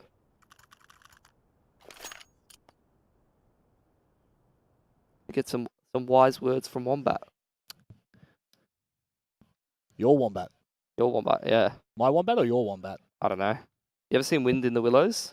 No, I have not, unfortunately. I have not. No, that's Wombat Reference? right now. Okay. Just getting some, letting them know. Wow. That shot from him was so damn sharp. It's been really impressive. Really impressive so far from Vertex in the second half, but I guess this is where we start to decipher, you know, the good teams from the great teams. When you're starting to gain that momentum and something stops you and it halts you, is the mental reset, what happens? What happens is they go to this setup that worked really well against Rooster yesterday. Addict just taking contact in lower dark, maybe baiting them into the AWP PZ. Got this mid control as well. Brace starting to make his way up. You can see Grayhound are kind of ready for this. Alistair was posted, does move away, but they're all still well and truly prepared for something from top mid.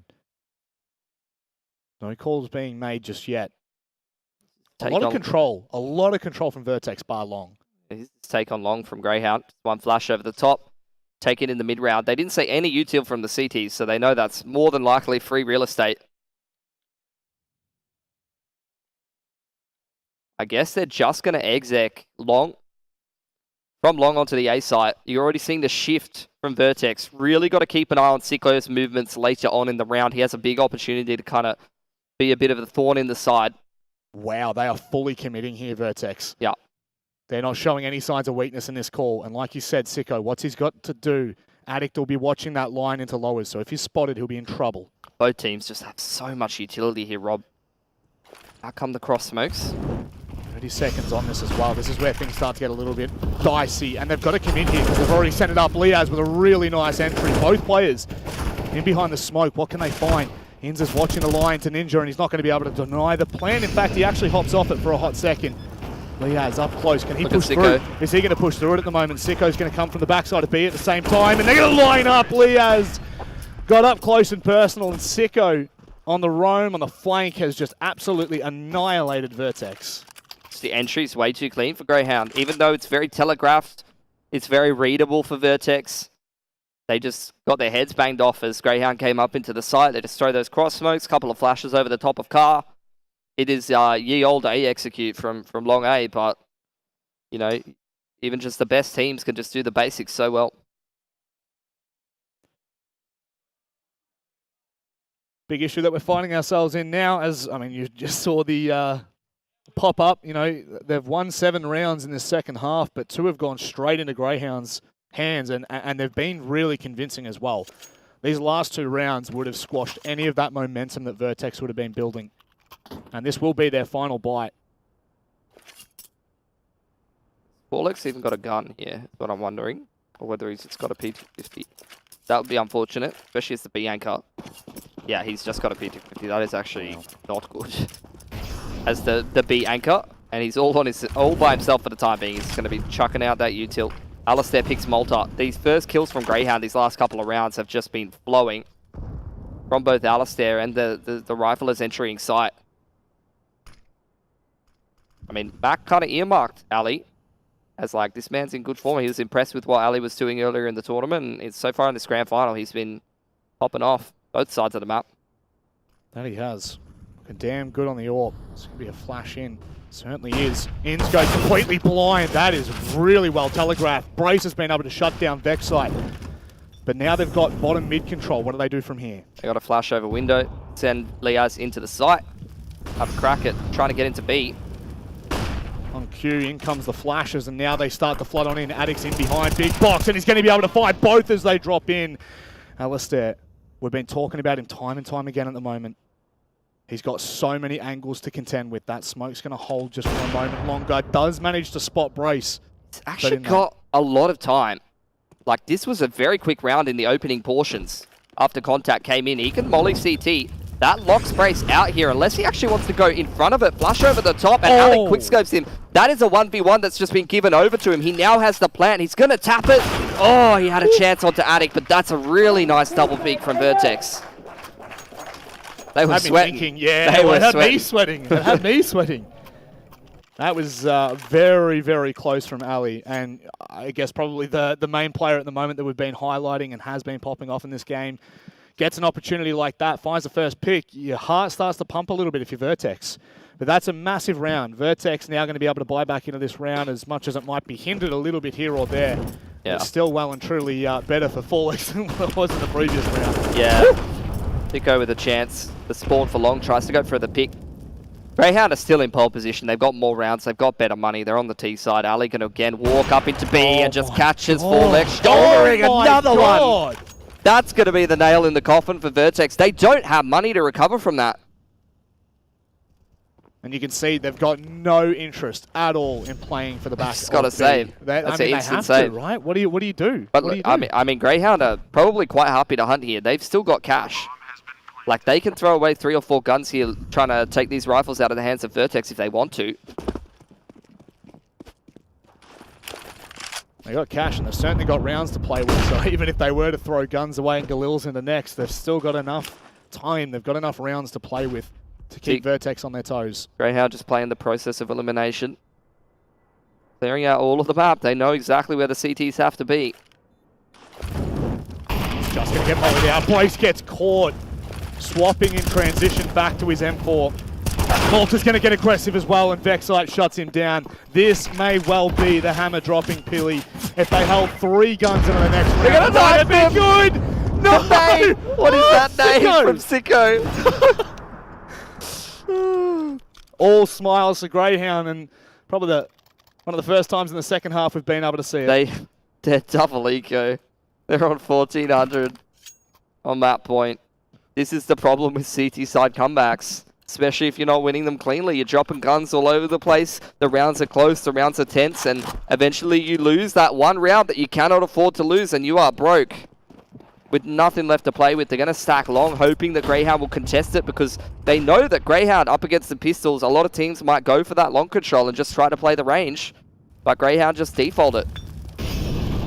Brace. Oh my god, just gets absolutely flicked on by Inns. Quick trades though. And he starts to believe, but Liaz is going to shut it down. He does swing out into the open. If Malta can find him, it turns into a 2 versus 2.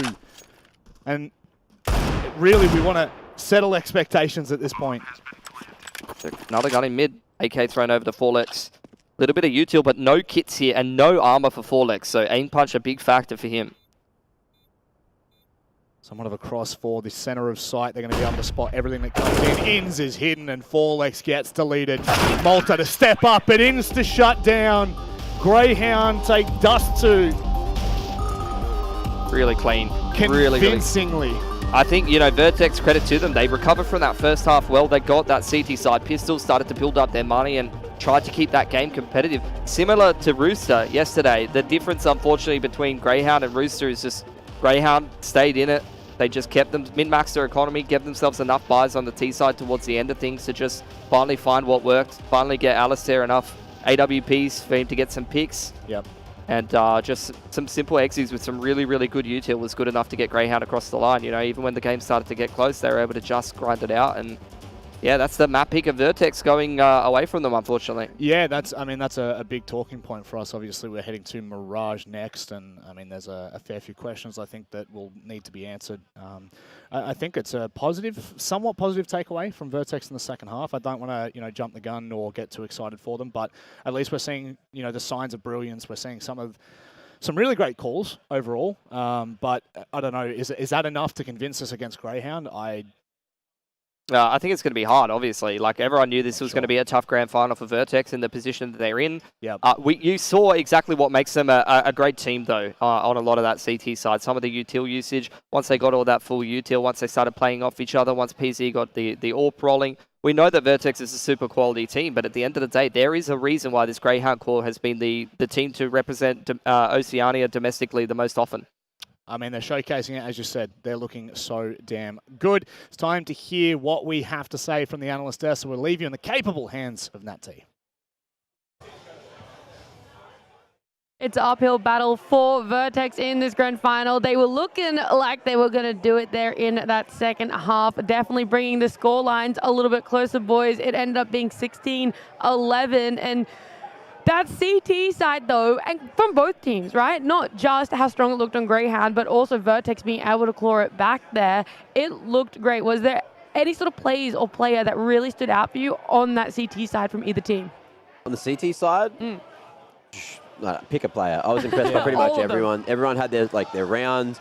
Mostly, I think the most explosive rounds were off the back of a couple of those AWP shots, though. You're looking at PZ. He had a great game on D2, but also Ali. Yeah. I'm looking at the opening kills here. He's got 10 and only lost 2. Every time he was involved, he was doing work for Grayhound. That's the big thing that I was going to make a touching point as well. Like, he was a bit silent over the past couple of weeks when he's on this AWP role. So really being able to come in towards this map and have a good opener for him is really good. I also agree with what Rob and Billy were saying, that I feel like PZ was a little bit hard done by because the shots he's getting out, they're only legs. When there's not walls in front of him, he is actually hitting down these shots. So that was really cool. But I agree with your sentiment there. Pick a player, right, from the CT side, or pick a player from Grayhound completely. Sicko locking down the B side time and time again was really good. Vexai had some great rotations as well, and you got Liaz in the mix bunkering down. Like, there were multi-frags upon multi-frags from any given player on Grayhound time and time again. It was just looking really clinical, and yeah, a bit of a comeback from Vertex for sure, which is good, but in the end, scoreline 16-11, got that one. Yeah. Oh, you did get it right. I totally forgot about it. Luckily, you were keeping track of it. But again, I want to circle back to what we were talking about in the pre-show of the potential of Vertex having things up their sleeves, any secrets that they might have. Did you see them leaning towards that way here in Dust 2? Did you see some things that you weren't really expecting from them? Well, there was tendencies. You could tell that Vertex were ready for a lot of what Grayhound were going to throw at them today. The thing that pops into my head was when Ali was posted through bedroom, they went really aggressive at long, and you just got, I think it was PZ, just decides to jiggle peek. It's like digs him through the door, and everyone's just like, all right. And there was no noise made that whole time. They were just waiting, but they just knew exactly what CT setups were being thrown at them. And even though they had all that prep work done, they had all that information, it just didn't convert to those T-side rounds. And look, was it 11-4 at the half? 12-3. 12-3 at the half, so even yeah. hard. That's so hard to come back from. And the biggest thing as well is a lot of those rounds, there was like hardly any rounds in isolation, right? A lot of them were strung in a row. You had toward the tail end where it was 11-14, and there was only like one back and forth for the whole game, really. Everything was 2 or 3 rounds plus in a row. And I think one of the tendencies and tells as well, Malta getting shut down in tunnels time and time again was one of the things that really hurt Vertex, I do feel, because as soon as that stopped happening, they started to string together a couple of rounds. They started to push over towards long, and it was actually becoming a lot stronger for them. So I think a couple of those things, if they're able to rein them in coming over towards Mirage, because there's going to be plays like that. You know, you look towards going tunnels as similar to going unders and getting window boosts. We need to see some differences come out from Vertex that are unexpected but still measured, because Grayhound and Mirage, you know, as I said earlier, they're looking hot. We've got players just dropping near 30. They're already firing up, and if they don't have to really go too deep into their strap or come Mirage, it tells what Vertex, you know, it makes it difficult. Yeah, it was just one of those games, right? And like looking at Vertex, Brace is a bloody land dragon. And he's only able to hear out of one of his ears at the moment. Still doesn't matter, still making plays, doing work, you know, leading by example. And then Fallex as well. He popped off last week, and here in the arena, here at his first sort of big national LAN, my lord. He was he's doing definitely work. clutching some rounds or certain like standoffs that you're like, how is he doing it? But you're right. Let's have a little bit of a look towards Mirage. You talked and touched on it, Komodo, there about what you would like to see Vertex sort of change up as they do head into it. But what about for the side of Grayhound? You know, there were some aspects of them being able to be read on Dust 2. Do you think that's going to translate for Mirage? And is it, you know, an opening for them to have to reflect back on what they're doing? I think for me right now, the thing about going into your map pick is you're always going to start on that T side for the most part. You know, the CT side has just been so strong. The A1S right now, even though, look, there's had a couple more nerfs, everyone's been loving it. So many people are playing so well with it. And that's the thing, that's the factor, right? You get on a roll, you get that economy going, and that's when things get a little bit scary. But Grayhound, I don't think I saw anyone that I would say they're having a bad game. Yeah, and that's so scary going into Mirage. No, absolutely. If you've got 5 capable players just putting forward what they need to do on Grayhound, it is really scary. But I think the biggest thing for me is the plague of the CT economy. I think if Vertex find themselves in the pitfall of that, it's going to be very difficult to get out of it. So they need a first strong half. They need to be at least double digits in my mind to come out here. Otherwise, it's going to be quite difficult. And there is a lot of noise there in the They're tunnel. getting so rowdy. I'm like, can you just keep talking louder, please, Komodo? People are getting wild here in the tavern of Fortress Melbourne. I'm going to go join them. No, wait. Before you don't go though, right? I do want to know, you got to do predictions again, Matt, please, quickly. Okay. I think we're 2-0. I think Grayhound are too good today. Right. He's switching, 16-9. T-Mac, bye. Get out of here. All right, we're also going to get out of here. We're going to jump to a break. When we come back, it is going to be that Mirage game.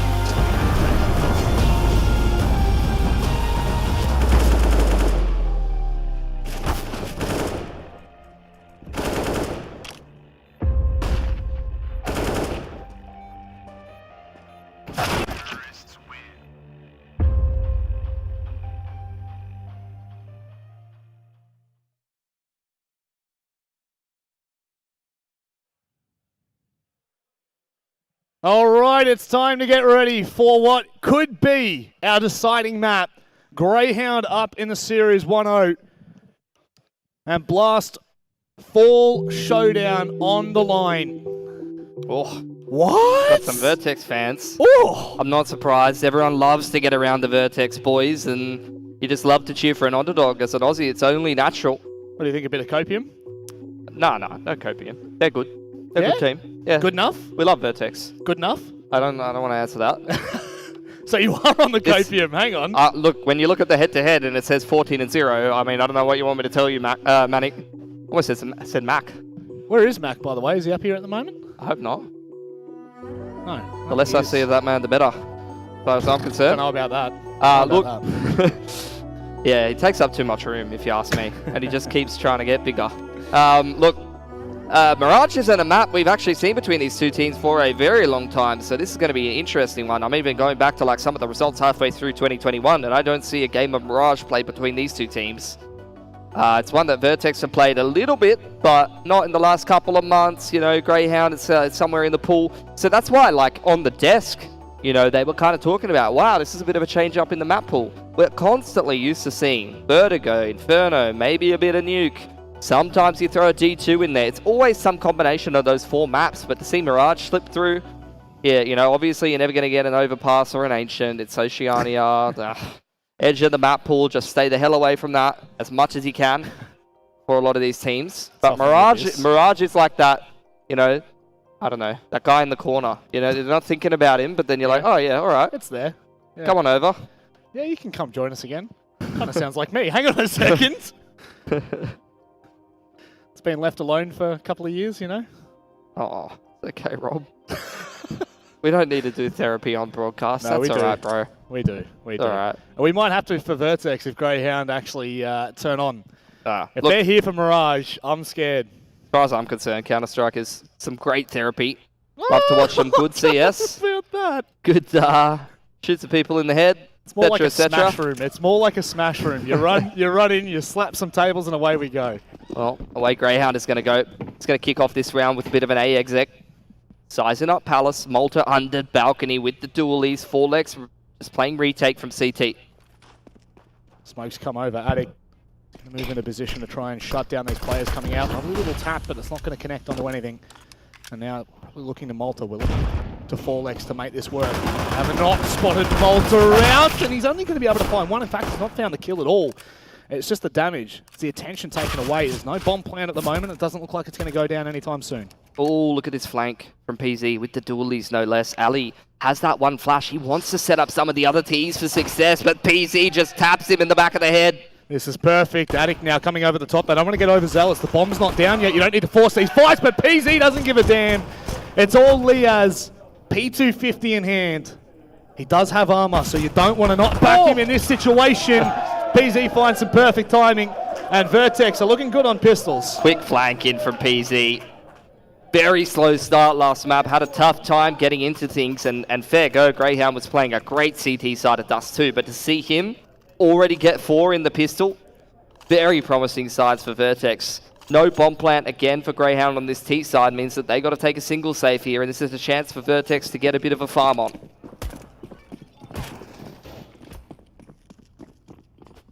Splitting up the bodies as well here for Greyhounds. 2 toward A, 2 mid, 1 over on B. Actually, it might be 2B, my apologies. Regardless, no real contact to come in yet. Liaz might be able to find a freebie. Oh, Malta. Oh, Malta. Oh, Malta, no. Oh, that's not ideal. Liaz with the MP9, he's gotten aggressive as well. Addict has gone incredibly low, but does find the pick in the end. That was the same thing we saw on Dust, just Malta aggressing anti-eco and getting absolutely popped, and then you just have an absolute clencher of a round to follow for Vertex. I think they got it back under control though, Manic. We won't get too worried. Thank God that's just a Glock. Yep. 4lex UMP at hand, but PZ's going to get aggressive again with Glocks. Why not? Why not? It's going to take 2-3 headshots to find anything substantial. Sicko left to do whatever damage he can to the economy.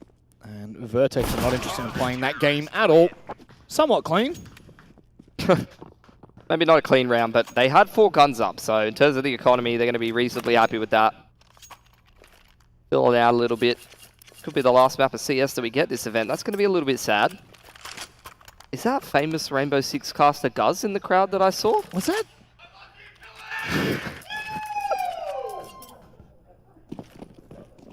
He did some like remote broadcast once. Oh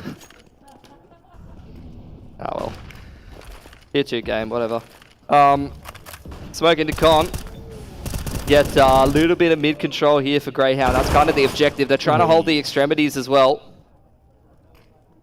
Is this B-Apps control for Vertex? They've got the man advantage. They've got a lot of info on the extremities. They're set up well here. To get back into this round, Grayhound, maybe they want to try and go for an entry out A ramp, maybe work underpass to middle, something like that. We'll see how they try to get back into it. We're near contact yet. Got Forlex over toward A main, nice and close. Second, they'll be spotted out. Maybe we see a big play from Sicko, but very, very slow mid portion of the game. Flashed in fact. Vertex getting a little bit more information, but kind of a false positive at this point. Sicko's just on the other side. In comes the smoke, and it might start to bait them out a little bit more. They're actually just putting pressure on both sides at once. You can see them flashing over A ramp, throwing out the utility. In's trying to force his way out B apartments, but he gets crossfired. Addict shuts that one down. Look at this though, straight out A. The bomb's on the other side of the map, Rob. Oh, Ali's not going to know about where Brace is though. He's sitting in Firebox, calmly waiting. PZ is holding the line. He's actually going to get aggressive. Sicko! He should never win that. Doing acrobatics, mate. Bloody oath, mid-air. Waiting for Brace to activate. Smoke goes over the top from Vexite. Trying to set up the boys, the other two Vertex players on con and jungle lines. They have no idea. They have absolutely no idea that Brace is here. They're going to get aggressive over the top of the smoke. But it's not going to net anything. Oh, another dink. That's big. That's big from Brace. Addict swings out as well. Perfect timing from Brace to peek out. All the attention diverts to site. And it could not have been better for Vertex. It's another Stonewall CT side from Vertex. It's another bonus round one. Couple of AKs picked up. The best possible start to that CT side. Would have been great for someone to drop Forlex. Man's had to only get a smoke and a flash. And usually he's in the anchor positions. I want him to have full util. Wasn't ideal at the end of the last map, that's for sure. No. This time, though, it'll be looking a lot better. A lot of attention being put over toward A. Bit of contact as well. Yeah. This is just the D ground. Shoot him in the head. Opportunity for them too, but Forlex on an offline for Palace. This is going to be difficult to contend with. Once Liaz crosses, he's in trouble. Molotov comes out to A main to ensure that we don't see any other swings. Do have mid control though, or somewhat from Ins. You don't want to be quick switching. A4 is the perfect rifle in that position, but this is getting messy. No, the Deagle round is going to start to dismantle Vertex. A man advantage now for Grayhound. They're going to put that bomb down. They got an AK on Ins as well. They're not actually planting. I thought they would plant triple there, but they're going to keep fighting jungle side. Guess if they can pick up another rifle now, it gets really dangerous. Two in the hands of players that we've seen absolutely pop off so far. PZ catching Sicko, rotating back up. And Liaz with a Deagle.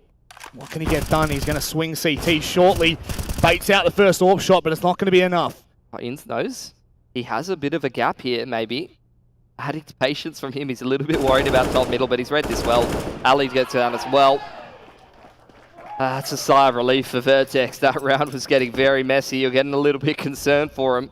But they get it back under control. These anti-ecos are making me sweat for the Wolves, Manic. I'll tell you what, man. Guess that's just the power of Grayhound, right? You can never be overly confident. You can never be sure, but Addict, he makes sure that there's no tomfoolery from Grayhound in this one. Had an opportunity to plant, squandered, and the 1v1s don't go their way. Is this buy we've been waiting for, though? Full investment out of Grayhound. Ali's back on that AWP. Him and PC both been in some fine form this grand final. Got a great AWP matchup for ourselves. See what Grayhound have got on this T side. Again, Sicko just being left to the extremity. Gotta work, keep the map control honest. You got Liaz heading on the other side.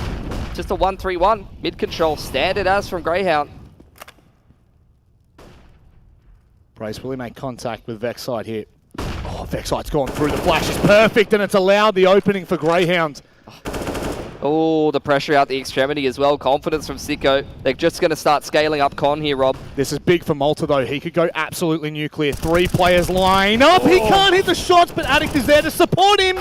Fortunately enough, Forlex comes to the rescue, and that looks so much cleaner for Vertex. But Liaz will be able to find 1, maybe 2. Position known, Pilly, and this surely just is a matter of time. Easy. Up on the railing.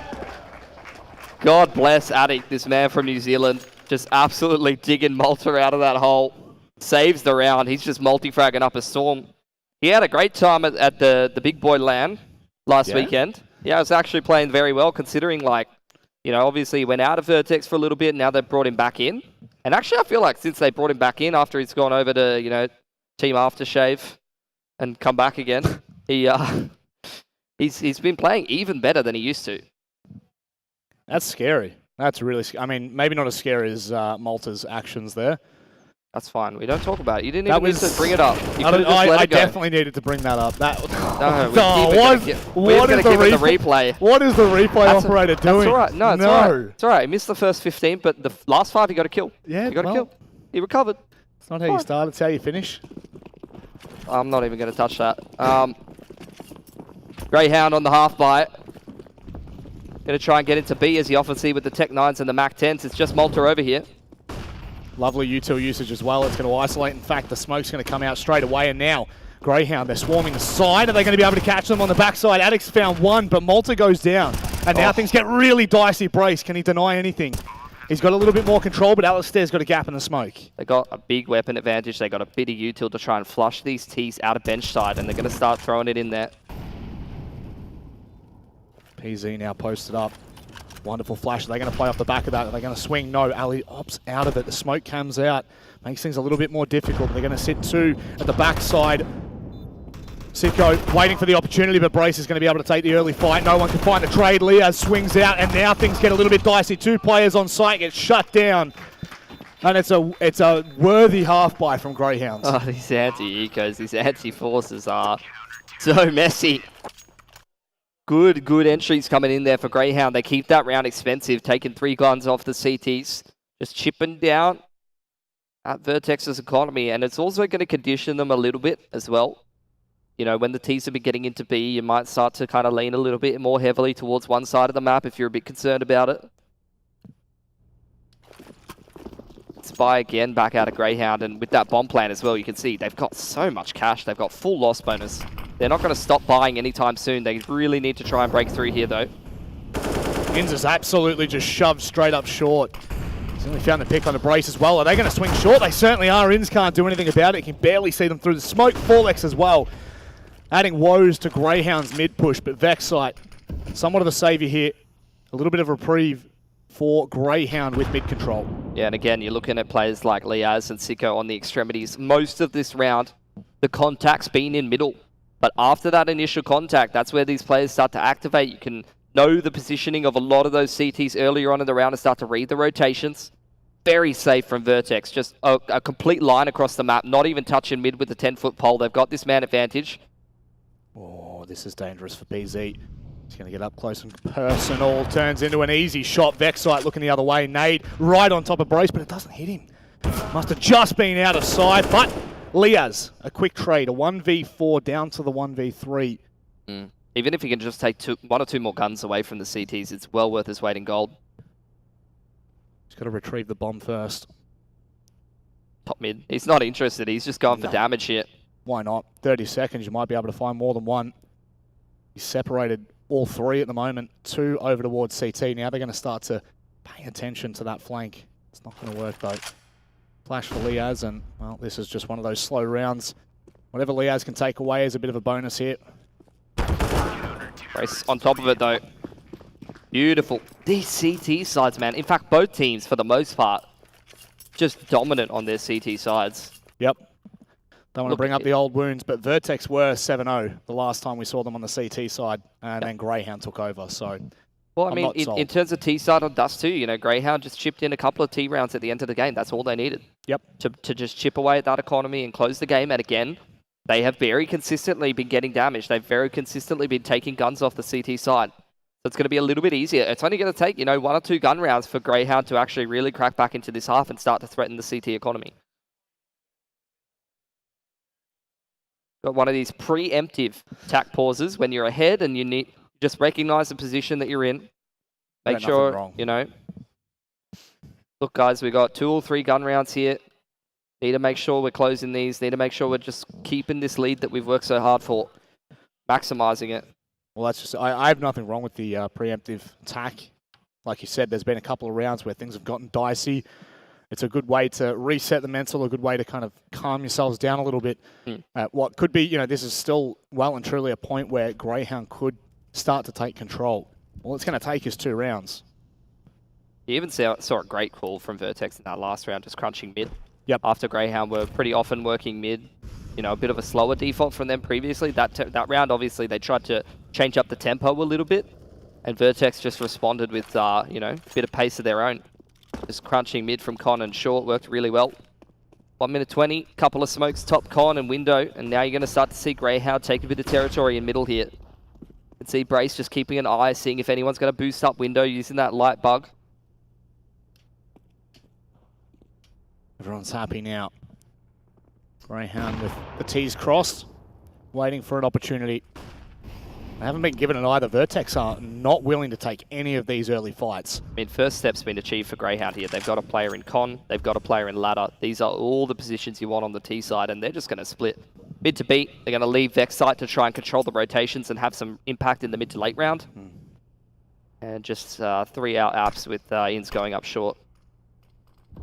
Nice timing on the smoke as well. Buys a little bit longer. Window smoke to come in for Grayhound, and it might be the only piece that they use. Walter's going to re-aggress further into apps. He's going to wait for the play to push through first. Liaz gets done, but it's a quick trade from Ali. He goes low. Attic now sitting at the backside, waiting for someone to press forward. Ins nearly lines both up. Brace now in an aggressive position. He's got to isolate one of these fights, and Sicko bests him. Forlex and PZ to retake, but Sicko's just watching the line. PZ goes aggressive, and there's no chance for a trade from Vertex. Just a slow burn of a round. Really, really passive approach from Vertex. Just completely hands-off. Gave all mid-control over to Grayhound. Just playing right back in the sights. And Grayhound just, did a very, very standard kind of 1-3-1. Smoke to top Con, smoke to mid-window, get that player in Con, get a player in ladder, and then just go for your mid to late round play. And it just went for a B split, and it just worked a treat. Trades were great.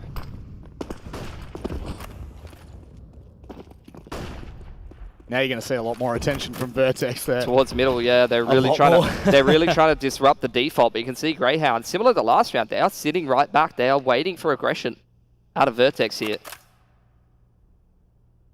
And well, playing into their hands as well with Vexite still holding top mid. A lot of attention across toward 8.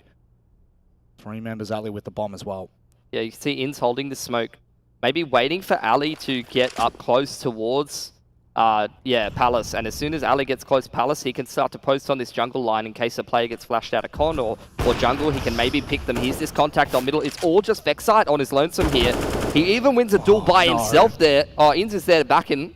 This is the thing now. If they're going to crunch on the way, they've got to be a big play from mid. Addix tries to swing out for a hot second. At least finds one. PZ's going to be able to shut down Ali, who was, in fact, in Palace. Liaz is crunched out. Forlex, though, wins that fight.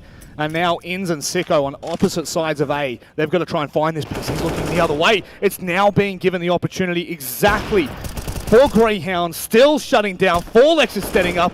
He's got to be careful not to overextend, though. Sicko, full HP, AK in hand, can't get it done. Forlex with a very big A hold. Just anchoring it down. Exactly what he needs to do in this team. Definitely a couple of rounds on Dust 2 where, he only goes 1 for 1. Sometimes that happens as an anchor player, especially against a team like Grayhound, who just have amazing spacing at the best of times. But that is a great round from him. Locking it down for Vertex, and now attack pause called by Grayhound. They can't go back-to-back gun rounds, so have to have a think about what they want to be doing. They didn't get the bomb plant, but I think they've just got so much money. They've still got loss bonus. They're probably buying into this one, I would assume. Attack, eh? They've mixed up the pace a couple of times. There was that round they tried to go a little bit quicker in middle, got shut down by a little bit of change up in terms of the setup, and you're seeing Vertex consistently changing up their setups, you know? Yep. They're going from very hands-off kind of approach, give all mid control over to the Ts, to swinging mid on the mid-round timing, to, you know, aggression on the extremities. So they're doing a really good job making it hard to read for Grayhound here. Pretty limited util for some of the players on Grayhound, but, you know, Mirage is a map you can get a lot done with a little. Quick boost up for Malta here. He has been spotted, so he's backed away already. And Vexite is aggressed deep into apps, but he's been caught out. Damage is not going to be enough to confirm the kill, but that molly's going to force him out of position. Malta finds the kill completely blind, and the molly was literally perfectly timed.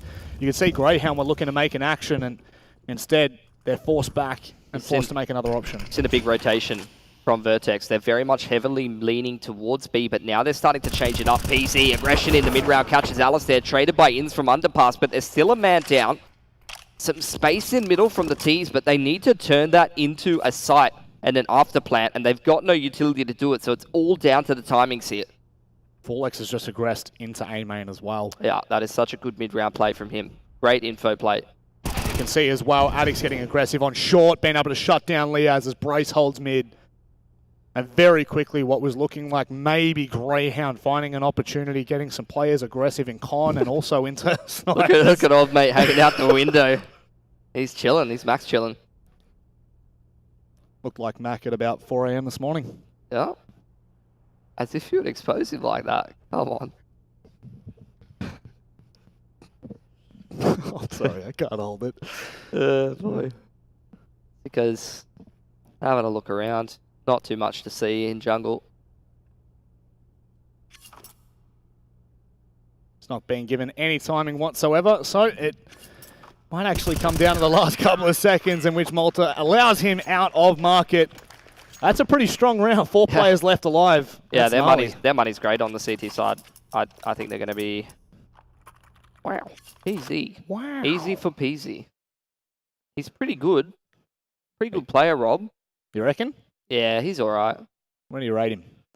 Oh, at least, you know, I don't know, what's the rating scale? 10? Yeah, sure. We'll give it 10. He's a 12. Oh, he's a 12. Jeez. That's quite high. But it's time for the A-rush. Malta's going to sit back with the Deagle. The Molotov comes out. There's enough army here to get something done from Grayhound, but look how good the util was. They're already low heading in. It's just the meat grinder from Malta waiting for the players to push up on top of Van Ins. With a Tech 9 at that range, I'm surprised he even finds one, but that may well be all it is. Just great reactive util. Great positioning from the CTs. Completely shut down that play. And Int is just going to try and drag a couple people down with him. Addict is low enough as well, so there could be a chance, but not to be. PZ, I think that was from... I don't even know where that was from. Short, was it? From short. I thought there was someone pushing in from lowers, but no, not on that line.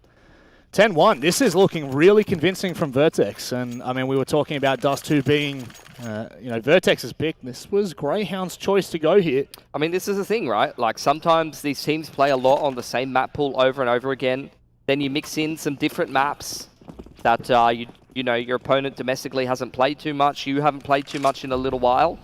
And, you know, sometimes it can be a couple of months since you had, like, a proper game on a certain map. And, you know, just feeling a little bit different. Vertex are playing phenomenally, though. Credit to them. Grayhound again trying to work this slow mid-control. Maybe anticipating some aggression. They've really just been focusing on trying to get in these prime positions in middle and just keeping things simple, working in pairs, making sure the trading and the spacing's good. And it did work really well for one of these rounds, but the rest of it, Vertex has been all over it. You can see PZ's on this deep info line towards apps. Yeah. Ali's over there, but he's got the bomb. Definitely not something you want to be dropping on that extremity. Brace. Looks like he knows exactly what Liaz has tried to do, and in the meantime, PZ shut down Ali. That's the bomb. That's the bomb in B. That is the bomb all the way over in B, and they might be able to cut it out. Addict's got the rotate, my friends. They can't even get it. Like, they've got the A site, but they can't do anything with it. Sicko's going to try and hit a couple of shots coming out of Palace. And this is super winnable, actually. Do they know they dropped the bomb in apps? I don't know if Vertex know. Do they? They've got no idea. They're playing it like they think Sicko's going to plant here. Well, surely it's going to start ringing soon as he swings short. They still don't know. They've got no idea. Forlex has gone down. The information game is just not there. Sicko's going to peek right into PZ, who's posted up at the top of con. And the small lack of intel gave Sicko a massive chance. PZ's just on an absolute blinder. 18-5 against the best team we have to offer. Yeah, he's on a heater. Man's got the hot hand at the moment. Another tack from Vertex. It's been a fair few tacks in this first half. I mean, like if you want to play the, the guessing game for Vertex, it's definitely been a lot of close rounds, right? There's been some rounds where I'm sure they're sweating as much as we're kind of panicking for them. So taking this time out when you've got the opportunity to, when you're still in the lead, when your mental's still right, is probably the best time to have it. Shut anything out before it starts, which I've already seen what Grayhound do. I don't think they're going to buy here. Just a hero AK and a couple of pistolas, so give themselves an outside shot at winning the round. The money is fragile, but we're getting into the dying parts of the half. The point where it probably doesn't even really matter too much anymore. So Grayhound just going to go for underpass contact and creep out Palace. Try and pinch up Con and through Palace simultaneously. Try to catch those CTs, jungle Con and on the A site. Line up those nice little crossfires. PZ is going to be forced to back away here with Inns getting a little bit more aggressive in mid, and he does do so back on the chair line as Brace opts to preemptively smoke out A main, knowing full well with mid control it could get dangerous on back side. Only catches Forlex out in the open. But this is where things just start to crumble a little bit. Inns and Liaz have made this a bit more convincing, Billy. Oh, God. Oh, He's got two. Jumps across. No opportunity for Malta to trade that one back. PZ knows he's got one probably locked in Con. Bomb's still in Palace. Grayhound just going to take their time here, play this patiently. Jump into window. That's beautiful from Malta. They don't know where PZ is. I think they think that he's over at CT, denying that player from coming out of window because Inns is not in a position and Liaz was looking the other way. Yeah, Vertex just going to call the audible. Just go hand in hand straight CT, but here's the plant for Inns. He was given the hero AK and he's going to have to be the main hero for Grayhound here. PZ going to be the first point of contact as well. Ali's made his way back to A main, can't find the shots. And Inns in a 1 versus 2. Couldn't be more crucial. They've got so much utility, Billy. They've got 2 smokes. They've got the Molotov. Inns hasn't let himself be known yet. The flash comes out as well. And Malta starts to stick it. PZ has the inkling, swings wide and shuts down Inns. As close as these rounds are getting, Vertex are getting them along across the line. Just doesn't want to lose this grand final, PZ. Wins every duel, 20 kills. Addict, like, quietly. Like, I remember a PZ frag. I don't remember an Addict frag as the copy pasta goes. He's just quietly actually on a heater as well. Yep. The ob's been doing him dirty, I think. I don't like him. We've probably been watching the T's getting railed by him, I reckon. I think you're right there, Billy. I think you're right. A 4.0 KD isn't too bad for PZ. I'll tell you what, that is kind of insane. Whatever, just send him to Blast. Yeah. Even if he doesn't win, just send him to Blast at this point. I'm happy. He deserves it. You're convinced, so we're done. That's how it works, I think. Yeah, you're the color caster, so why not? Why not? Again, just some crucial moments in these rounds that are making us panic a little bit for Vertex, but at the end of the day, you can't fault them. This is crazy. What's crazy? Vertex are up 12-1 against Grayhound. Yeah, on their map pick. On Grayhound's map pick. What's going on? These guys are playing with a stand-in. They're cracked. They're not done yet, nor are we. Like it's going to be a little bit of util towards middle. We saw this in one of the previous rounds. Inns kind of throwing a smoke and meeting up with Vexite, trying to apply some pressure to middle, make it look like they're defaulting, and then the rest of Grayhound want to try to creep out A on the timing. Out comes the mid util. We're going to see Attic get aggressive as well on short, so this is a good opportunity. He might be able to find something. Backs away instead, but the flash is coming over the top. Back in a ladder as well. But A-site's been relatively left unchecked. Yeah, and it's it's just just Vexite on the lurk and the rest of the T's kind of scaling out A. Smoke's now coming over. Take their time here. Forlex is just going to wait for the contact. Malta's over towards CT as well, so it's going to be a fairly difficult challenge for Grayhound to get through this. Vexite's still holding mid control. And they're starting to make their move. Brace. Shut down Sicko as he moves across. Liaz, he's already in sandwich. Malta doesn't expect him, but a very quick trades. Brace once again is there to stop any push out. And I tell you what, this is looking dominant from Vertex. Nothing that Greyhound's doing is working. None of this mid-round timing. You know, they're setting up Vexite to go for that lurk. Up through con as the A contact comes in, but the util fades out. And we could see, you know, Vertex just never have a toe out of line. If he tries to go up con there, you saw Attic was on the bricks ready to just bang him out the server. There's no hole in the defense. Guess now we opt to the second half to see what Greyhound will have. Obviously a full buy here will allow them to put the pressure toward Vertex, and it doesn't look like they're going to be slowing down here on this A pressure. PZ's already at the top of mid as well. Inns doesn't expect it. My word, this is just looking so good for Vertex. The confidence is peaking. Yep, trying to get onto the site. The bomb is still back in towards A ramp. They're going to flash into CT, trying to turn around this mad disadvantage. Shut down. Oh my PC word. through the smoke. Vexite all on his lonesome, 50 HP, and all of the CTs are swarming him. Vertex have thrown down the gauntlet, 14-1. Not only have they thrown down the gauntlet, they've slapped them across the face. That is absolutely ridiculous. 14-1. Barely any mistakes when it came to crunch time. We saw there were many moments throughout that first half that had us wondering, where is this going? How are Vertex getting these rounds? Again, it doesn't matter. They make everything work. All of these post-plant positions, all of these advantages that Greyhound have been able to slowly accumulate have been shut down. Crazy, man. I don't know how Greyhound are going to be able to turn this one around. Usually, you know, it's a bit of a crutch phrase, but I always say, like, a team when they're this far down in the map, especially on the CT side, this is all just about trying to build momentum for the next map a lot of the time. Trying to get your head back in the game. Had a missed smoke into window there by Vertex. Mixed smoke, and also there was a mixed run boost, but make of that what you will. PZ's already found one, and it looks like the push from mid's been well and truly successful. Uncontended with.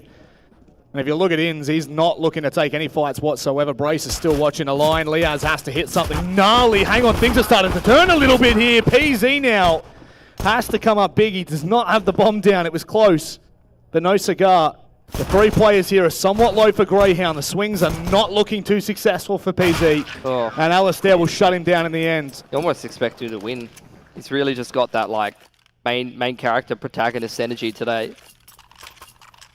Couldn't agree more.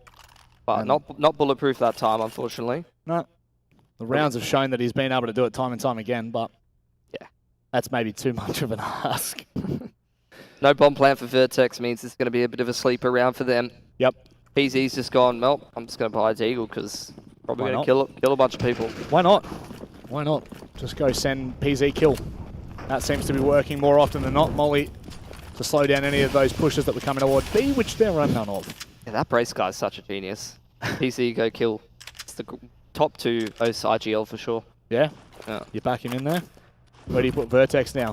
Above Encore? They're #1 in the world, I reckon. Yeah? Probably just straight up the HL TV rankings for this game. That. After this game, I think they would be.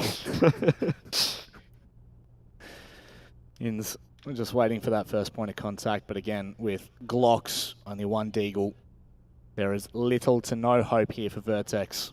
Damage done could be well and truly enough, but yeah, they're even going to get that. PZ's gone down, they have a Deagle, and it has not been picked up yet by Attic. They're just getting picked to pieces. Yeah. There you go, Attic gets it done eventually. He wants the Deagle, he wants it so bad. They can't get it. No, Vexite no point. says, nope, no touchy. Last bullet in the clip as well, just a nice tap on the 4x. 3 for Greyhound. And we're going to take a little tech pause because I know that you love to chat about what's going to happen in the next round, right? For the T side. It. You know, the brain's just so large that it's really easy to be able to talk about this game. Yep. The T's are going to buy and they're going to shoot. That's very insightful. There's going to be some smokes thrown, some flashes too. You reckon? Yeah. By Vertex? Yeah, I know, right? It's a shocking telling sign for Vertex, but I believe they will throw a smoke or two. I maybe want to go back to your earlier point about, you know, just building momentum into the next game. 14 rounds is near impossible for Greyhound to go cleanly. I don't know what the percentages on that kind of scoreline are, but definitively impossible. Yeah. Usually it would impossible, especially on CT. Especially on CT, it's very, very difficult. But you know, T-side comebacks are a little easier sometimes. If we look back to Dust 2, for example, on your earlier point about building momentum into the next game, right? Like, case in point, Vertex. They looked phenomenal in their second half on Dust 2, and granted, toward the end of the first half, it wasn't looking all that. The second half, it wasn't looking all that good with Grayhound starting to come back. It does make you wonder if Grayhound can get a couple of rounds here. You know, where to on Nuke, because that's going to be a really interesting battle of the minds. I mean, it's just about building momentum. It's just about saving face and getting yourself warmed up. Vertex boys there in the front row. Going to be very happy with how this game's going. They don't know. They're not even looking at the game right now. I think they know this one's in the bag. Is that how confident you are, Pilly? You scare me sometimes. You scare me. Well, Vertex looking to get a move on for their first buy round.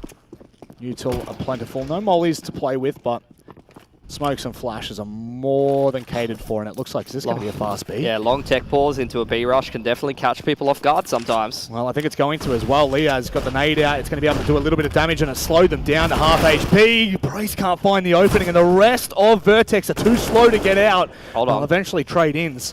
Leah's just in behind default at the moment. Can he find something more with the MP9 up close? No, he can't, but Vexite was so quick on the rotate from short. And Malta, if he can find a quick pick here, maybe, but look at the HP. It's just, oh, the nades. That's what you love to see to close things out. Well played by Greyhounds. Chucking nades at the fella. Can't catch a break. Gets cooked by the molly and then just gets airstriked. Can't even play Counter-Strike that round. Fair enough. Yeah, so... what'd you have for brekkie today? I actually, I didn't have breakfast today. I went upstairs in the Emporium of Fortress Melbourne and got myself a... Is it in the Emporium? Yeah, it is in the Emporium. Do you know that? I do now. There you go. Oh, there you go. The Emporium in Melbourne. Tell us a bit more. Well, Alienware Arena is where we're at right now. Yeah, here we are. And then, of course, we've got the tavern below where our incredible analysts are and Nat T running them all through that action. You can actually go and see the set yourself. And I'm pretty sure you can yell at them from across the barrier. I don't know how much you can yell at them before you get kicked out, but you can definitely try. I'm not condoning that action. I'm not condoning that action at all. Look, MacMate gets away with it every event. Just he does. Screaming his head off. I've never seen him get booted once. That's privilege. That is a privilege that not many have. I'm sure he's screaming over the mic right now on the desk itself. Or should I say on the couches? The comfortable couches. Yeah. Smooth like your brain, Rob. Thanks, mate. That's the nicest compliment anyone's given me. It's not wrinkly at all. Nah, but that's how you like it. Smooth as a bowling ball. He's as sharp as a blunt knife. But blunt knives are more dangerous, though. That's what I heard. They hurt more? Yeah. Well, I would imagine they'd hurt more, I think they cause more damage. So are you telling me if you were a CT or a T, you'd make your knife blunt? Is that what you're telling me? Can't say I'm very experienced in terrorism myself. No? Shock horror. Well, this is certainly looking incredible for Vertex, and this is one way to, you know, make Greyhound sweat a little bit. Obviously, the tech pause is going to nullify a lot of the conversations that will be happening in the team comms, but... Unless you're going to be a bit naughty. Yeah, you're going to be naughty, are you? Yeah. Have a little bit of a chat before the admin slaps you on the wrist. Opportunity to, you never know. Well, it'll certainly calm everyone down. Take a little bit of a breather, as everyone is in the arena at the moment, but is that us underway? Yes, it is. There we go. Greyhound starting to give us a little bit of hope. It is the smallest glimmer that you will ever see, especially with how far Vertex are in front, but... Yeah. Even this round, you know, we'll still keep it pretty chilled down. Let's be real. Only a half buy out from Vertex. Yep. Don't need to get too carried away. They're going to go and take some mid control, maybe try and mid to 8. can definitely get excited for that. We've seen what Grayhound were able to do when they were on their Hello. little 4 spies. Vextide up close and personal in the smoke. A dink comes through, but nothing else.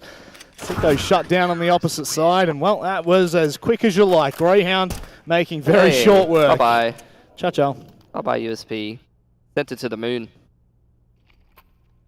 Well, maybe Greyhound to the moon. You never know. You never know. I'm always for an underdog. I think if they're going to the moon, they're going to need to be hopping in a nuke at this point. Yeah, that's Mirage's not a look. It's a lost cause. Maybe it's not. It's definitely a lost cause. It's going to be incredibly tough, and all it's going to take is one small mistake from Greyhound or an incredible round from Vertex, and PZ starts us off that way. Oh, but Ali responds so quickly. Yeah. Pick on the extremity. Brace in the middle of the map here is the main man who can activate for Vertex as they start to creep out A. You're probably going to get PZ, just do the little orb dance out A main, but no. Oh. Brace has called the audible. He's heard something in the middle of the map there and said, I think B is the way to go. They very visibly changed their mind there. Brace has said, PZ, chuck me a window smoke. I'm going to go for some con control, and you guys are going to creep out B, and we'll see how it works out. Well, it'll only be Liaz on his lonesome, because it doesn't look like that quick rotate's going to be coming through. That's a big pick from Brace. Yeah, he's calling an excellent round right here. Liaz has to anchor this one down. He's got full util to play with, but absolutely no help. 1v3 in the site. Smoke's come down, but it's not going to be enough to stop the push from Vertex, and just like that, it's not a mistake from Greyhound, but rather a fantastic call from Vertex that is going to put us on match point. Just a save from the CTs. They're so far out of position that they probably can't really even make anything happen, despite the fact that they've still got plenty of cash. I think if they were a bit better positioned, you'd probably even give this 2-on-4 a crack, given the game state, but to beat. Sicko's going to attempt fade. Brace Timing. doesn't spot him. And stuck away in the corner. Brace still didn't spot him. Really tempting fate there, and Sicko will take him down, but it's a gun. It's more victories. Nothing to write home about, but that's a massive round from Vertex. Yep. Chuck PZ on the telescope. This is an insane game out of Vertex. Yeah, it is. Give us a yell! Any Greyhound fans out there? Jeez, that is quiet. What about any Vertex fans? Do we have Vertex fans here? Yeah, I think I know who we're going for at this point. Poor Greyhound. Going to be the B play out of Vertex here again. Liaz is playing retake from short pillar here, just wants to try to pick a player or two before they can get into the site, but blocked on out, so we go into a 5-on-5 retake straight away. Oh, that is a really nice shot from Inns cutting out that player. Brace goes low as well. Boost up. He's just put the bomb down. Still U2 to try and shut the CTs out. Liaz starts to poke in and around short, further progressing in. PZ's waiting for an opportunity to potentially find that pick on short, but he's not been given it yet. In come the play at the moment. It's Brace that goes down early. Forlex with a very quick trade. Can he find another? No. Ali's holding on. PZ. He's been unbelievable so far on Mirage, and I'm still believing he's going to hit another as well. Ali, the last to remain here. So low on PZ, but this would be an incredible way to close it out. I think he's still got it. Seconds in it. Oh my God, we go to nuke! Vertex with an incredible close to Mirage. That was literally like 0.01. What a performance. I think he might have hit the 30 in that 1v3. It was close. It was 29 or 30, something like that. What a performance from Vertex, and what a statement. A 14-1/2 against the best team that we have to offer in this region. Bloody hell, what a performance. Oh wow, that is such an insane way to close out Mirage. A complete B-bust, and then, well, a 1v3 from PZ, as you said, that has just been so damn sharp. Yeah, Addict was super good that map as well, and in fact, just in general, really good adjustments out of Vertex the whole map long. Like I was saying, on that CT side, they were reading the pace super well. They were, you know, changing up their setups all of the time and where they were kind of putting their emphasis in the map. You know, you saw that double short swing. They were constantly just changing it up between 1-3-1s and 2-1-2s and, you know, just adjusting to whatever Grayhound was doing. What a bloody clutch from PZ.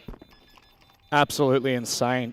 He nearly hit that shot on the alley as well. And so that it was wasn't far 29. off. He's been denied. 29, no. Because he's clutched, he hasn't 30 bombed. But that was... Maybe we could give him that last kill onto alley, but it goes to the bomb. We'll give him that. He 30'd. He 30'd. Yeah, I mean, well, considering how many rounds were played, we're going to give him the 30 bomb anyway, because that was absolutely insane. And probably one of the most dominating games we've seen against Grayhound in a long time from a domestic team. That was insane. I think when I was looking at the stats before this game, it was like 14-0 to Grayhound, and the last series was like 16 single digits. I don't think Vertex has won a map in the last little bit.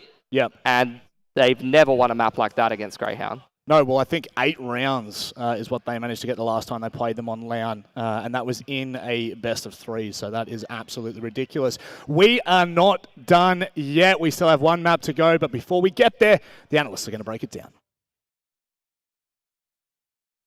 What a way for Vertex to close this out, Mac.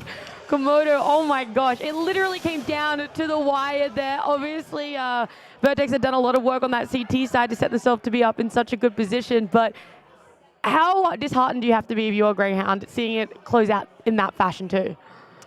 It was just insane. Like that game, sitting in the audience, watching everyone just fire up, not just the players, all of Vertex, there's a lot of Vertex fans in the crowd at the moment. Everyone's just there supporting the underdogs. And with a performance like that, they don't even look like the underdogs. Going into Mirage, right? When we did that pre-show, we did the pre-map. I was mentioning how strong the CT side is, and have a look exactly what happened. You know, it was Grayhound's pick, but it did not look like Grayhound's pick at all. Yeah, clearly this CT side is so good, and not just on Mirage, obviously looking even better for them, but there is this essence of the T side rounds for Grayhound just not really connecting, not going the full way, despite them looking to be in good positions to win it. And credit where credit is due. Brace's calling was phenomenal during that map just there, and you back that up with PZ's positioning, you back it up with his fragging actually coming through on this map.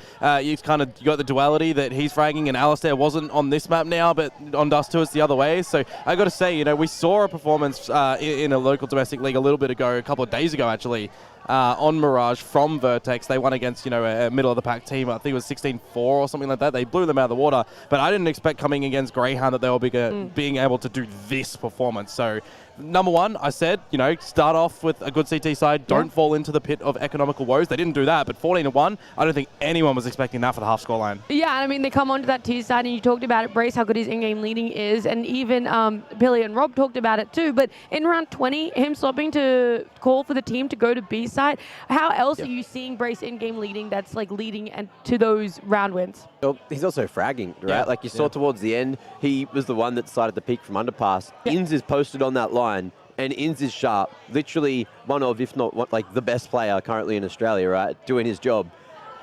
He just gets his head taken off. I'm like, Brace is just on something else right now. He's calling, he's fragging. Look, Addict's doing a really good job, and when PZ is almost dropping 30 in a bloody, what was it, 23 kills in that first half.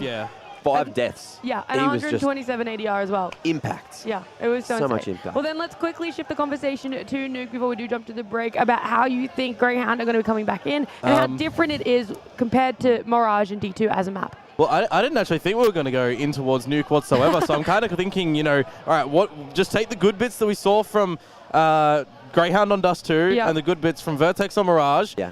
Put them together. Nuke isn't a pug map, so throw them out, and we're going to BO1 to decide who's going to, you know, get into the showdown now. Yeah, finally get to go a bit wider on the map pool. Yep. This is where, like, both of these teams have a lot of structure. You could see that the structure wasn't clicking. It was like the spacing a lot of the time for the Grayhound members. Like, you can talk about what went wrong, but essentially, if someone is just popping the hell off, how do you stop it? You just have to fight back, be as strong, be as sharp. And look, going into Nuke, at least they can use some more utility to try to get in the heads of Vertex, because Vertex, they're coming into this map on a big high. Oh, yeah. And I think I heard it from Pilsky. Both of those teams were really utilizing timeouts in throughout this series so far. And even throwing those in, it did not stop the tear that Vertex was running through. So I think if you are coming into this third map, there is that essence for Grayhound probably thinking, okay, maybe we need to just really refocus in towards this map now instead of just, you know, if you've got a scoreline that's something like 16 to 11 to 12, you're thinking, all right, we need to focus up. But that scoreline, you really need to focus up now. We can treat this a little bit more like a best of one, even though it is a best of 3 going all the way to game number 3. Let's talk about it a little bit more like it is a best of 1 for you guys. You see how convincingly Vertex won Mirage, but we also saw Grayhound win in somewhat convincing fashion on Dust 2. Yeah. So who do you think is actually going to take the nuke? Put it all on the line right now. I don't know. The crowd's firing up. Vertex braces brains just blowing up at the moment. Like, I think for me, I want this map to be kind of close Yeah. for Vertex's sake, but on the opposite side for Grayhound, I think they need to win convincingly. this is like, it's literally the knife round. Yeah. The knife round may make or break this map. All right, well, I'll let you guys get out of the hot seat as I'm going to jump to a break and head into game number 3.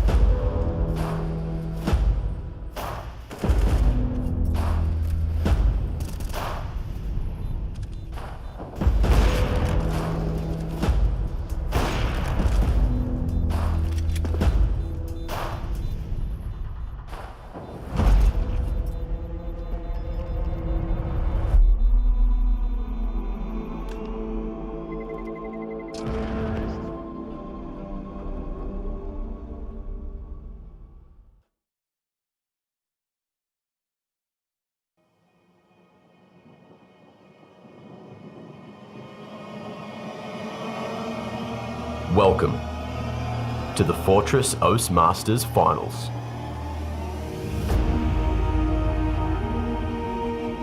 We're down to 2 teams. Grayhound, the gatekeepers of Oceania, and Vertex, trying to break into the top 2.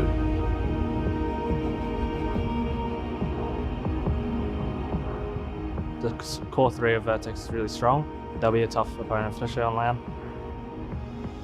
The Grayhound are currently the leaders of the scene. So yeah, they're a really hard matchup for us. We have a few things up our sleeve that we're hoping to trump them with.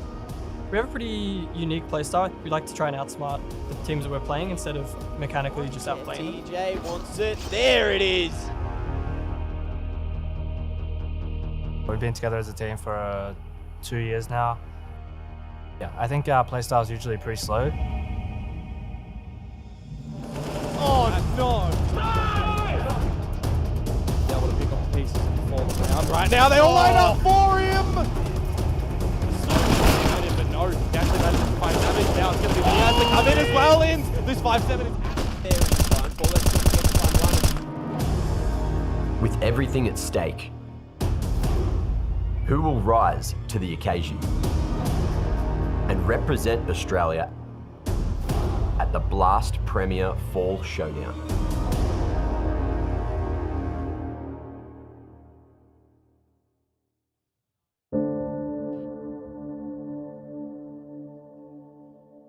It's all led to this. We've had weeks of qualifiers, and it leads into the Championship Sunday. Vertex, Grayhound, we're going the distance. We're going to nuke.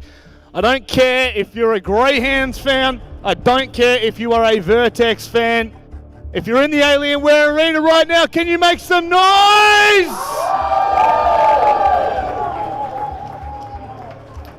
Can't believe this has gone down to a third map after such a huge performance from Vertex there. Just put up the wall on CT side.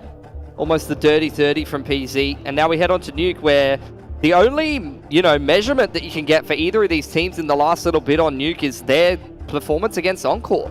Both Vertex and the Greyhounds have played Encore a hell of a lot on this map. They always play them close. Greyhound usually wins almost all of those close Nuke games against Encore. The boys over on Vertex, kind of here or there, they play them close. A lot of the time they lose. Yep. But this is a map that both of these teams know how to play. They have history on it. They have good structure. Both of them are kind of incorporating a new player. Vexite's coming in. That's going to change up the structure a little bit. He's going to have to, kind of meld in there. Vertex are also going to have to change up a couple of things. Incorporate Forlex and all that. So we'll see which one of them is kind of gelled a little bit better and which one's going to be bringing it to Nuke here. Well, it's time to decide who is going to the Blast Fall Showdown. Only one team out of the entirety of OCE can go. This would be a monumental victory for Vertex if they can get it across the line. For sure. And it would be a massive, massive upset. Let's be real. Vertex has some very good players. They have a very, very good core, but they are in a period of instability. They don't have as much talent pound for pound. This is a team that is built up over literally years, just grinding the practice, just constantly improving and just constantly putting the work in to finally put themselves in a position where they can qualify for overseas events domestically. And they've done it. They've gone over and already competed with the core of this team. This is another chance for them to go over and actually play domestically. But at the end of the day, when you come from a minor region like Oceania, we're going to look at the knife round here. When you come from a minor region like Oceania, a lot of the time, there can only be one to go over. Yep. So at the end of the day, you've got to kind of dethrone the Kings to get there. It's definitely one of those cases where it is just an all-out fight. And oh my word, Greyhound have made easy work of that. Knife round goes the way of Greyhound. I hear some choice words out of Vertex there. They're not happy with that one. Well, either way, I'd say you're going to have to be a bit of a self-starter on the T side, no matter which side you start. Yep. So we'll see. I know both of these teams very capable on the T side of Nuke. It's not a case of this is a map that these teams are unfamiliar with. I'm a little bit nervous about them starting T side, especially in the current meta. A lot of teams have worked out how to play a good T side of Nuke. The old kind of adage of this map's really CT sided, I don't think rings as true anymore. But let's see how they go. We're going to get into it. Vertex have to start T-side as a result of losing the knife round. Greyhound going to let the game kind of come to them, try to bed themselves in, try to get comfortable after getting kind of thrown around a little bit last map by Vertex. That was quite a statement that they put out. But let's see if they can continue that momentum. It all starts with this T-side pistol. Looking like it's going to be pressure straight out of Squeaky. Sicko can't get it done. And now the question is it a vent drop? It certainly is. They're already down and there was not enough trades from Greyhound to make that work. Vertex have found it, but Vexite with a gorgeous shot onto PZ. Hold on. Leaz has already made it. down. He might be able to deny this at the moment. He's still sticking to plant there, Forlex, and now it's Vertex's opportunity. This is so messy. You've still got Brace on outside to try to get involved in the action. Malta's trying to hold on to Vents, but no one from Grayhound is rotating in any of these directions. They're all trying to stream out onto the site. They tap the bomb. They bait out Forlex. Malta going huge from that Windows position. And now you've got Brace in the background as well. He can start to do some damage. The attention's now diverted away from Malta. They're both going to body up. Vexite, he's tried to bait him out. 5 HP, in fact, less than that. Malta with a pivotal pistol round for Vertex. What a man to kind of twist the knife in as well. Obviously used to play on the Grayhound roster and on the Renegades boys. So definitely no stranger to a position like this, trying to qualify for overseas. He's been really great kind of steering the ship of Vertex and lending an experienced voice. They've started off beautifully. A 4K from him. You know, I don't think Malta has been playing to his total ceiling in this event at all, but you've seen a couple of those big impact rounds out of him, and that's one of them. Well, there's 2 pistol rounds he's had a massive impact on, back on Dust 2 and now again on Nuke. I think the first one was a 3K, this one was a 4K. Look at this, Brace Curran straight down into Secret, and the rest of Vertex trying to get a bit of a contact ramp on Ins. With that 5-7 on the off angle, can't win the duel. That's very close.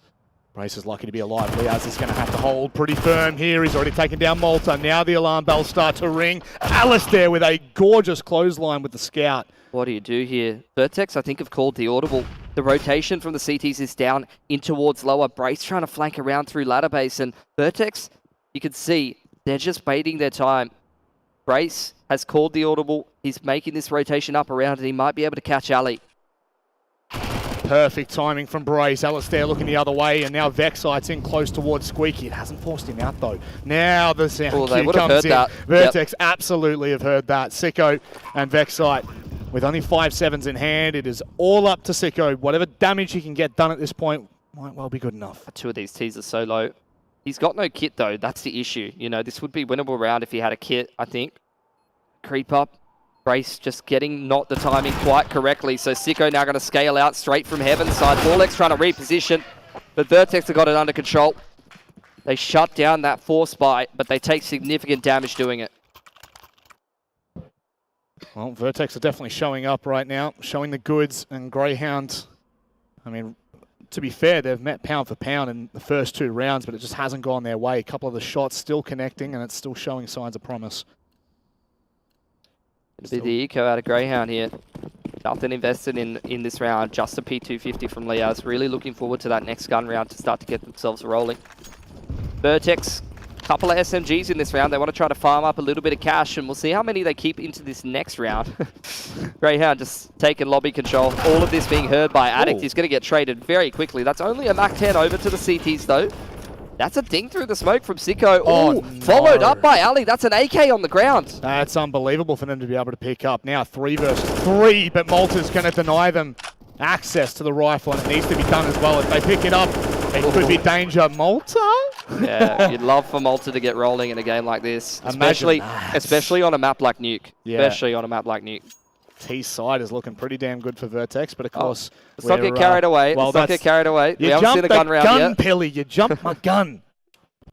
It's definitely, you know, great signs to begin with, but it's not the full story. Now we get to see what it's actually like. Yeah, I mean, Grayhound have been doing pretty decent damage here. You know, keeping that money honest. You can see a couple of players down on that, you know, 1K kind of mark. So Grayhound, you know, 2 good rounds back to back. They could get straight back into this one. A 1-4, 1 play going up to Silo. The rest of them trying to go through Squeaky here. Pop flash onto the line, but it's being shut down. They got to divert and go straight down Vet instead. PZ's been taken low as well. He can't get through. He's got to be careful. Vexite with an aid down Vent. They don't know enough. You've got Forlex that's already down, He's but got you've got the bomb. someone watching it. And He's it looks like the plant rest of lower. them might go ahead and stick in a little bit more support. Grayhound is playing this 5-on-4 very patiently. Haven't even rotated yet. Only starting to move now towards Megaton, starting to make some moves towards the outside, and they're going to try to meet up with all of the boys and start to pinch the site as they start to throw out a little bit of util. All of the T's on the backside of Vent. Z, gets Vexite low, but not low enough. Forlex has to go big at the moment. Sicko with a very quick trade. There's no T's here. Oh, they're in Megaton. Oh no, Malta. Megaton. He's nowhere near it. There's no chance, there's no shot for Vertex in that round. Grayhound make it look easy. Yeah, when they won those duels, on the players decon and vent so cleanly, the CTs on the retake, that was where all the difference was made. If Forlex is able to go, you know, 1-for-1, or if one of those players back vent gets a multi-frag, that's where that round gets messy, and that's where Brace can take a little bit more time on the flank, Malta can take a little bit more time on the flank, and they actually have a little bit more space to get involved in the round. But really, really good, clean duels being won there by Grayhound. They come into that retake on the first gun round and win with 3 players surviving. So this is where the big swing round happens early on in the half. First gun round won by CTs, but they took a little bit of damage. Going to have to burn through a bit of cash reinvesting. And Vertex with a bomb plant can go for a full buy here. This will be the first proper full gun round from both teams. See Brace giving the information for the rest of Vertex to follow. And it's been a very valiant effort from Vertex. You got to remember back on Dust 2, it did not look good at all. And they still managed to make that close. They still managed to push Grayhound the limit. Look at this attempted boost into the wall bang on Heaven. Not to be. I don't think those work unless you're a German team, unfortunately. Looking like Vertex getting ready for some smokes on outside here. Taking their time. Ali making his way towards Secret this round. He could definitely get involved in the action if he could find a good timing around the molly. Actually, Brace doesn't have a molly. PZ's got a molly into Secret here. To push this AWPer off the line. I don't think he's going for it. They're just going to boost up. That's been seen by Ali, but he misses the shot. Very uncharacteristic. But that's okay. Backs away with his life. If he falls there, then you're maybe a little bit more so worried. But at the very least, it's kept Vertex a lot more honest. Smoke into Annex. Ins on the rotation around on towards Warehouse side, trying to keep an eye on what's going on. Vexite playing inside that Annex smoke. Grayhound wanted to group up. They look all towards outside. Flash goes over the top from that ladder player, and they swing outside and see absolutely nothing. That's a great info play from Grayhound. They can read this round much better now. PZ's in lower with the AWP. Where are Vertex going here, though, to meet up with him? I think they're going to try to get out Squeaky. Oh, the perfect time swing from Vexite, but it's shut down by Forlex. At least the information's there. Sicko from Annex to play for one. They're going to drop. Are they going to be able to make it down completely? Malta with the bomb. Sicko could stop him, but that is some really solid movement from Malta. There's no CTs in lower right now. It's just Alistair trying to pick the cross, trying to make the T's uncomfortable. Malta gets across, and that's the dream post plant for the T's, who are already set up in vents and windows. This CT retake is going to be so difficult. Oh, Alistair's not going to be able to hit that. Malta is sharp as a tack right now. There's a flank coming in from Brace as well, so that's actually not a flank at all. Sorry, it's PZ and Malta. Malta is absolutely popping off. You cannot force a megaton retake there. It's not going to work. The T's are in lower. It's an open plant. They've got windows. They've got decon. You can't come down vents. You can't retake that. Yep. What a call from Vertex. Even with the information Grayhound came. It was so dicey, man. It was so dicey. They could have got picked on outside. They barely made it down the vent, trying to scrape it through Squeaky there with a bit of just a loosey-goosey underarm smoke, but they got it done, and they have reset that CT money roll. Vertex are looking very good, continuing that momentum straight on from Mirage. And I don't even want to say it yet. I don't even want to say anything yet. I'm not jinxing it. Oh, Vexite with a gorgeously timed peek. Attic through the wall as well. No matter what you think, they're never out of it. Even a half by pistols that they may have, the damage can well and truly still be done. Minute 20. Still plenty of time for Vertex to work their way into this round and use this big gun advantage. They're just guarding those guns in lobby side. Do not want to give a rifle away to any of the Grayhound players here.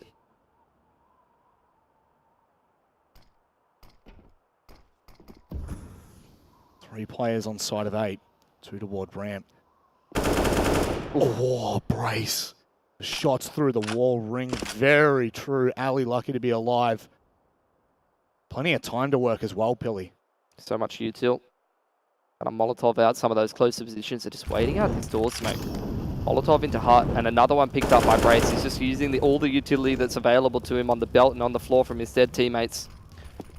It's like a rotate from ins to the uppers position as well. So now they're going to flush out, and they're shut down on their way out of Squeaky. Brace can't get anything done. That is unbelievable from Grayhound. They picked up like 4 guns there. They picked up 4 or 5 guns there. That's just a complete massive. eco. Just a complete eco. Just Vexite hitting shots with the dig. Upper stack, a full eco, won by Greyhounds, and they pick up 4 or 5 guns. Their CT money is going to be crazy. They had like 2 to 3K on all of their players there. They have got like 2 or 3 buys from here. And I don't know if Vertex, how many did they survive with in the previous round? Their money's going to be all over the place after losing that. All over the place. Well, what a story we were writing for Vertex there right after the back of a really solid gun round. It kind of crumbles. They're broke. These are the kind of rounds that, like, you know, if this is a missed opportunity for Vertex, you go back and you look at those on the VOD and you say, man, we don't get eco'd that round. Look at the money on Greyhound. This is a completely different game. Vertex were in the driver's seat. They were steaming ahead. They were continuing that momentum on from Mirage. Now they are broke, and they must win so many gun rounds back-to-back to pressure that CT economy again. Somewhat of a fake vent drop, at least noise at the very early portion of that round. So squeaky doors open for them to turn around into, but Liaz posted up on a tight line. Oh no! What is that from Liaz? That was so unfortunate, but it doesn't make a difference at the moment. Malta. No, it does. Malta He's has got been it able all. to find Ali, and Forlex is taking down Liaz. No! What is going on? This is Oceanic Counter-Strike at its finest. No one can anti-eco, Rob. Game of throws, This is my an friends. absolute clown fiesta. Forlex is on the late lurk up through heaven. They're just going to save. What am I watching, Rob? You've seen a UCS, you've seen an ACS. Welcome to AUCS. All the teams in the Blast Showdown right now are rubbing their hands together. They're like, this is the team? They're going to send over these guys? That's probably one of the most insane things I've seen in a long time. No, and it was just Glocks. That's the O's classic, dude. Just losing the pistols. God. Both teams losing their pistols back to back. 3 players taken down as well. So there goes that entire conversation we had at the very start of this round. I don't even know what's going on anymore. I just give up. They didn't get many guns though. Only the AWP saved over, but say only the AWP. Ugh, that is just, I don't know what happened there. Replay up, really not giving a damn about people's lives out here. Savage. Absolute savage. But look, we still see a full buy from Greyhound into this round. Util's definitely going to be a big factor. They've still got plenty of cash, even after losing that one. So do Vertex, though. Both of these teams are so rich at this point in the game. It's kind of a weird position to be in, actually. Don't see it very often. Yeah. That's the pistol round advantage for you, I guess. Very different. Wall of smoke on outside going to be committed to. All of the boys getting straight down in towards Secret. Inz is over there with a full belt to Util. Again, they're going to boost up on towards T-Red, but Ali, he saw that earlier and he's ready for it. Really well played from Ali as well.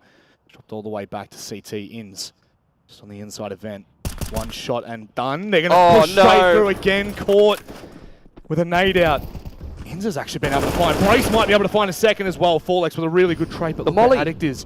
Look where Addict is. He's going to be able to slow this down completely, and it equals back out. Vexite has spotted him though. Things are going to get really awkward. They wanted to go back into upper, but now they've lost their player up there. Molotov coming out for Vexite. He's trying to anchor out this site. The Util is so good from him. Forced Forlex very wide on the swing there. Malta.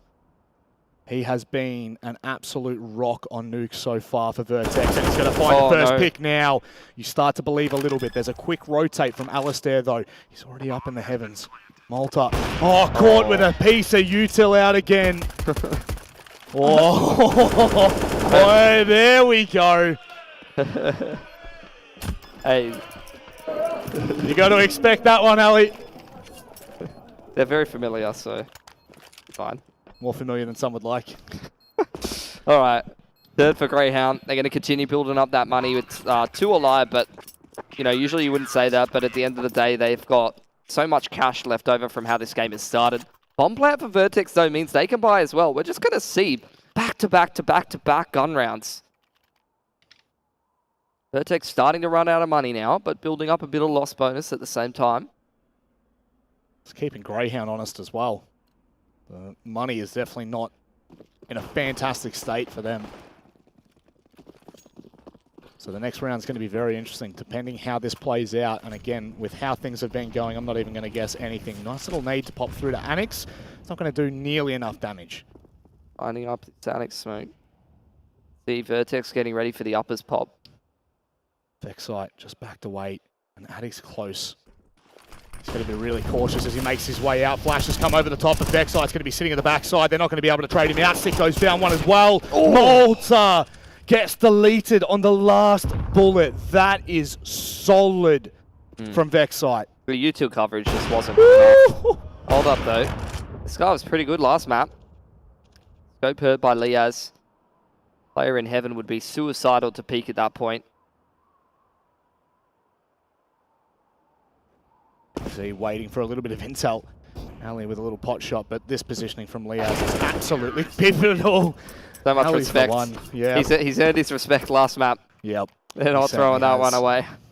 No peaks, no wide swings from Grayhound in a round that really does matter. I mean, you look at their economy heading into that, $1,000 for most. They just didn't have enough util, like, to make that work. Unfortunately, the flash coverage was not good enough to get that player CT vent, and there was no molly out of Squeaky onto CT vent. You know, these are the kind of pretty common pieces of util you see on an uppers pop. And, you know, you just cannot let a player like Vexite play from a strong position like CT vent and just free shoot into your uppers exec. It's just not going to work for you. Just needed better util coverage there for Vertex, but I don't know if they didn't have the money for it or if they invested a fair bit of it outside. Either way, they just didn't leave themselves with enough rope. Well, you can see at the moment, there's absolutely nothing for Vertex to work with. They've got a Deagle on PZ, but that is honestly it. So grouping up toward Outers seems to be the play. They've still got Forlex in lobby. Might try and poke around ramp and maybe cause a little bit of havoc, but there's just nothing I don't think they'll be able to do. Hmm. Oh, they've Really got the boost again. Yeah. Fan of this one. They are. Walking in tandem, just trying to get him a different angle, see if he can... Oh, hello, there's a noggin. There you go. That's nice. Oh, almost another one. Traded by Addict. That's a couple of guns down on the outside, but there's no way Vexite's going to let you have those. Forlex, he's reading this pretty well, actually. He knows pressure on outside means the ramp player is going to head over there. But he's being a bit timid here. You've only got a Glock. You just want to see him go for it. Oh, wow, they've rotated really hard to try and shut down those guns outers. But in the meantime, have Vertex been able to make it back to site? No, Vertex. The Grayhound are already sitting and waiting. Brace finds out the pick. Can they stick this plan at the moment? Oh, Brace finds the kill now. It's Liaz low. One bullet for both players. Brace, he's calm. 10 Liaz seconds. is further. Plant is going to be stuck. In fact, he's going to force Liaz out into the open.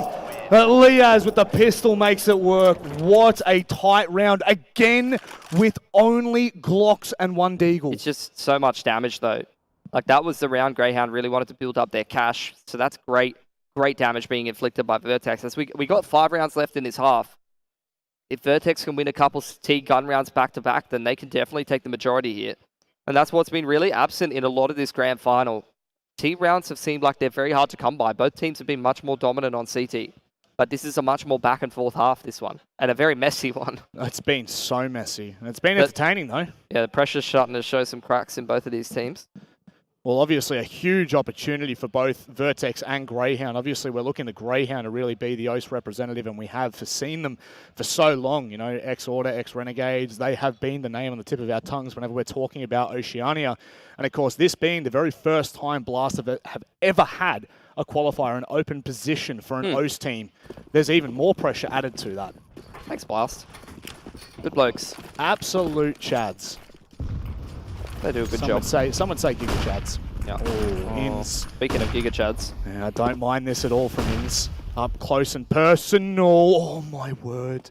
Has he seen him? I don't think so. And Brace was fully blind as well. It was just maybe a pixel or two off. Oh, there's a big gap in those smokes. Brace just walks across. That's literally ice in the veins. Does not care. He's got a timing, but PZ's been lost in lobby. Traded by Forlex. Don't want to chance that against Alistair. Lucky the CT smoke, in fact. Goes down there. How do Vertex convert this mid-round? Just 4 like on 4. that. Yeah, good on you, Malta. Brace is already in lowers. They just need to link up with him. This is insane. Vertex have been so sharp with their rotate, so prompt with their calls. They're going to go straight down secret. I mean, seeing Brace in a pressure game like this just walk through outside and go down secret. is set up well for Vertex to get control of all the critical positions. All they need to do is just make sure they're not getting picked from Megaton. They've got windows, they've got vents, they've got player and decon. Smoke on Attic to get them out onto the site and just get a real safe plant here. This should be around for the T's every day of the week, Rob. Guess the choice for Grayhound now is if we find a pick, maybe we go. I do not want them to see them force a CT retake through Megaton again and lose all of their guns. Like, you can't. Especially with their money right now. It's much more sensible to save. That's exactly the call. So they'll try to deny any of those rotates out of the site.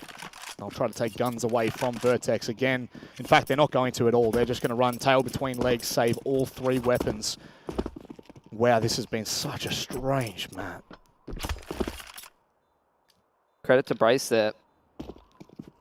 Could have been a chance of timing. Like, if Inns just goes a little bit wider there, that's a free pick for the CTs. They set up well to get that pick, Grayhound. And then after Brace the Vertex come to the backside of the lobby, they flash Brace back onto that outside line. And he knows the CTs are cleared outside, and he just makes the read. He goes, well, they think outside's clear. No one's looking at outside. Walks straight down Secret. And that allows Vertex to kind of link up with him. They throw a little bit of util into Annex. They get into that lowers after plan. And obviously, Grayhound hasn't really seen very much of that. They haven't rotated. They're in the 3-on-4. They're just trying to kind of gamble that uppers stack and see if Vertex walks into them. So yeah, really well called. And this could be the swing round for Vertex. This could be where they break Grayhound's money. Grayhound probably got to win 2 in a row to pressure that economy as we get towards the end of this half. But this one would be massive for Vertex to win. It's crazy how much of a broken record we've been so far in this first half already. Economy just really has been one of the strangest I think I've seen in a long time. So many pistol rounds won with really no investments. What you can see the lineups. Setting up here. Liaz can get some info outside in the mid-round here if he wants to. Kind of looks like maybe an Annex split. They're trying to put util pressure on upper to pull the CT rotations and get across the Secret, but Liaz and Inns have just read that like a book. No cross on outside has been allowed here by Grayhound, and they are setting up for a very clean round here unless the T's can start to get some damage done. I think maybe if you can take down Alistair there, it's going to look a lot better. Malta with the spray transfer unfortunately doesn't connect. And Addict is so far away from the action, but if he can creep all the way down here into Secret, I would imagine they're going to be covering all their T's, so this is going to be incredibly difficult. Yeah, they know what, they're just relying on the protocols here. They know what's clean and what's dirty. Trying to stick in pairs, trying to clear out the annoying parts of the map. There is an opportunity here for Addict onto Vexite. But Vexite hopping up on top now. Probably not going to be a reality, especially with that window popping. That's a freebie. 4 alive for Grayhound. That's what they needed. Yep. That's going to steady the ship. The economy looking much better for the CTs now. And this is going to be where the reinvestment comes in for Vertex. You saw them win that round in lower where Brace walked across outside and win it cleanly. Yeah, it was big. That might afford them another gun round here. But I'd say this is Grayhound back in the driver's seat. Either way, this is going to be a close half. So we got plenty of legs in the next half. Tack pause by Vertex. It's a weird position because I think 1 or 2 of them will have very weird money here. The rest of them will probably have pretty decent money. Yep. So these are the kind of rounds where if you take a little bit of extra time, you can min-max things a little bit. Maybe you throw like a Mac 10 to the guy with the front spawn, try to get him down vent, or try to go for a quick uppers pop. Try to be creative with how you can kind of use mismatch money and kind of align it and make it work cohesively across the whole round. Play from Liaz and Secret. It was just perfectly timed to swing. Yeah. It was magic. I mean, it's kind of unfortunate for Vertex that they went for that on the timing. They're actually going to save here. Yep. So no buy up. Going to be a little bit more passive with their economy and try to buy out the last 2 rounds of the half if possible. You say that, but we've seen 2 pistol wins already, so... Yeah, maybe this was the play. Maybe they just stick on pistols. Maybe they do so. Vexite with the early pick onto Attic. And now it's just going to be a full flush down Secret. Where they go from there, though, that's where things will get a little bit more interesting. How are they going to test this? I don't know. Good positions from Grayhound. You got Liaz in windows with a lot of util. Ali's in the vents. They're going to run him down. Now PZ's got an AWP. Hold on. Yeah, hold on a second.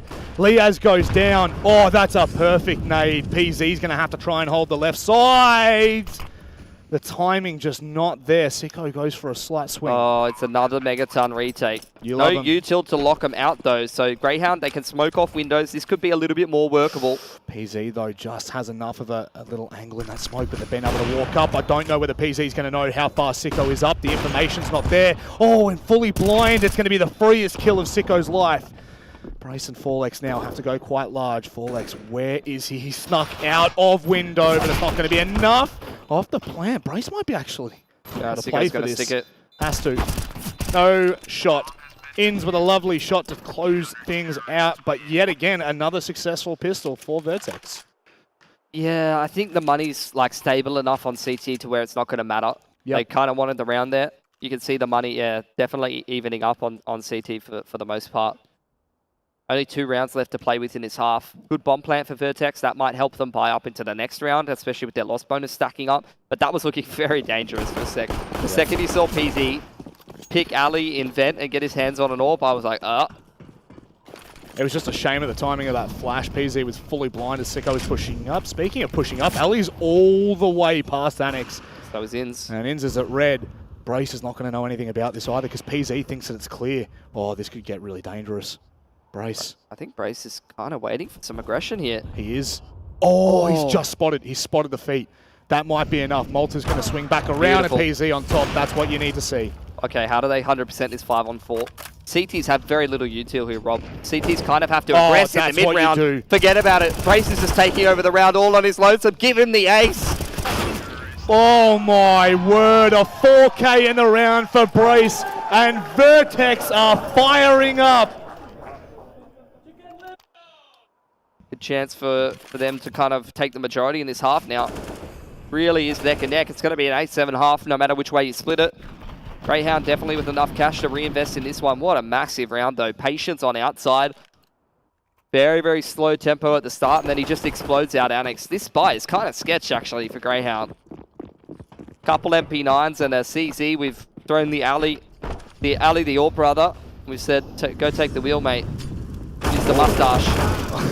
Well, Alex been shut down with the AK, so that's going to be a very quick pick, I should say. They crunch lobby, but Ali's down in lower. They're going to force the T's down lower, force them to speed up, and if they just go a little bit too quickly, they're just going to get picked apart. Inns making impact happen on outside. Ali getting mollied off the line, though.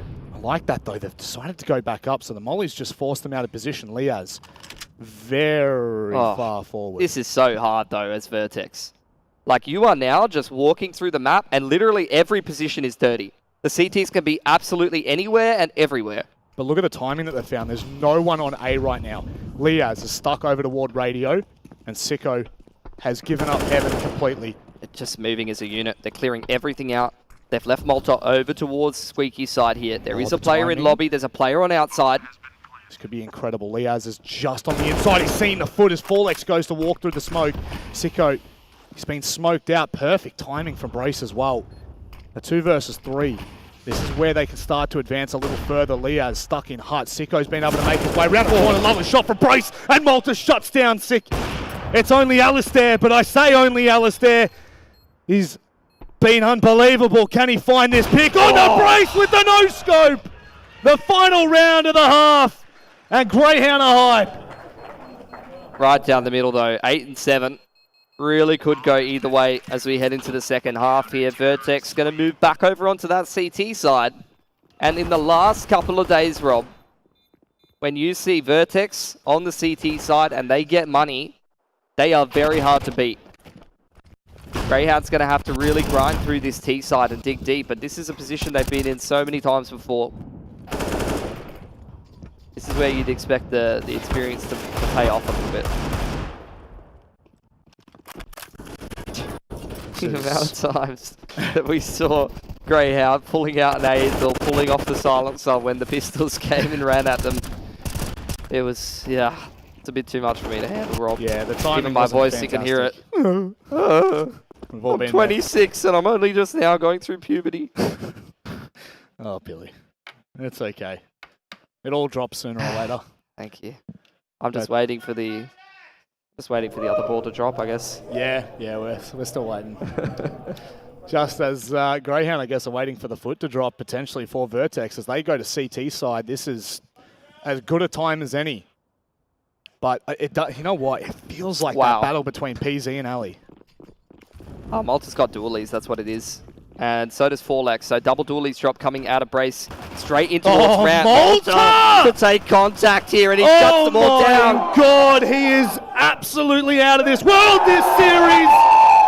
Vertex connect yet another pistol round, and they are looking so damn hot. Yeah, that is going to really hype them up.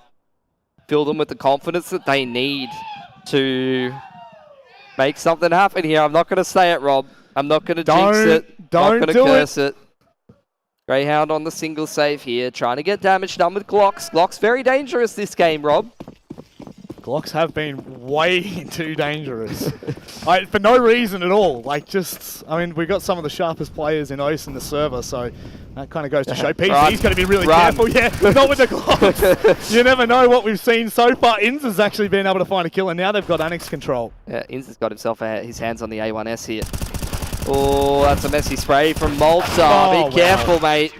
2 guns taken away. Only MP9s. They need to try and get their hands back on the A1Ss, but they didn't get them. No. So that's actually kind of expensive. Like, that's not too bad of a round out of the Glocks. I want to point something out to you, Pilly, and everyone at home. Malta, 22 and 12. Let's go. What sweet revenge this would be after so many years, my friends. We'll wait to see what happens. Even just at this point. I like this from Vertex, though. Yeah. This is just a full bonus after they lose both of those A1Ss. You're right, mate. I got you. That's okay. I just get a bit emotional when Malta plays so well, you know. I understand. We all do. We all do. Grayhound most of all. You can see every win right now. Obviously being on land, we can see their reaction. And PZ's taking a shot through the smoke. Liaz trades in kind, though.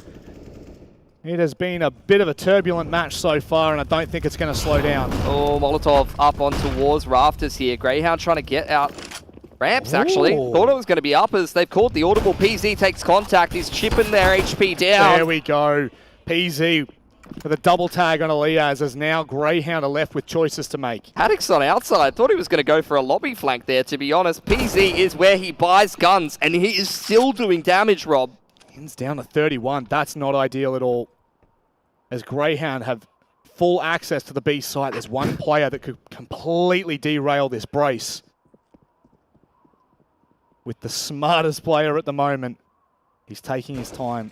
He's found himself in a window. Molotov comes out, so that's not him. That's not the audible cue that he's given away. Sicko swings, and it looks like Grayhound are going to try and cut their losses and get this plant down. They just managed to do so. In swings and takes down Brace now. You start to believe, PC! No way. How does he win that fight there? They won their bonus, Rob.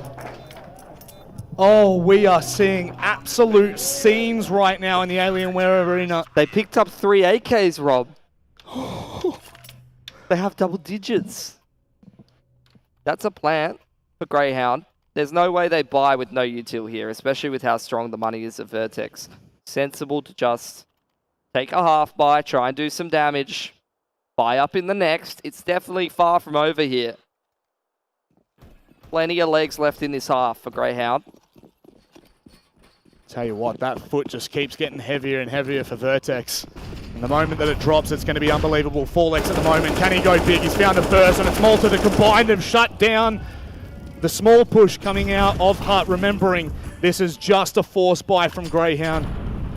And it's to be expected, but regardless, the signs for Vertex are so positive at the moment. Still 3 from Forlex. Every time that man locks down a site, I get a little bit happy, get a little bit excited. Maybe he shouldn't. You know, never mind. I won't question him. Don't question Don't question Forlex. It's the ego peak at the moment. The confidence is peaking for Vertex. It's because Marvin's always starving for more frags. Not happy with 3 on the site. Got to go get himself another. Look, we might not put that in the highlight reel, but I'll tell you what, he got it done. It's not going in the MLG compilation, that's for sure.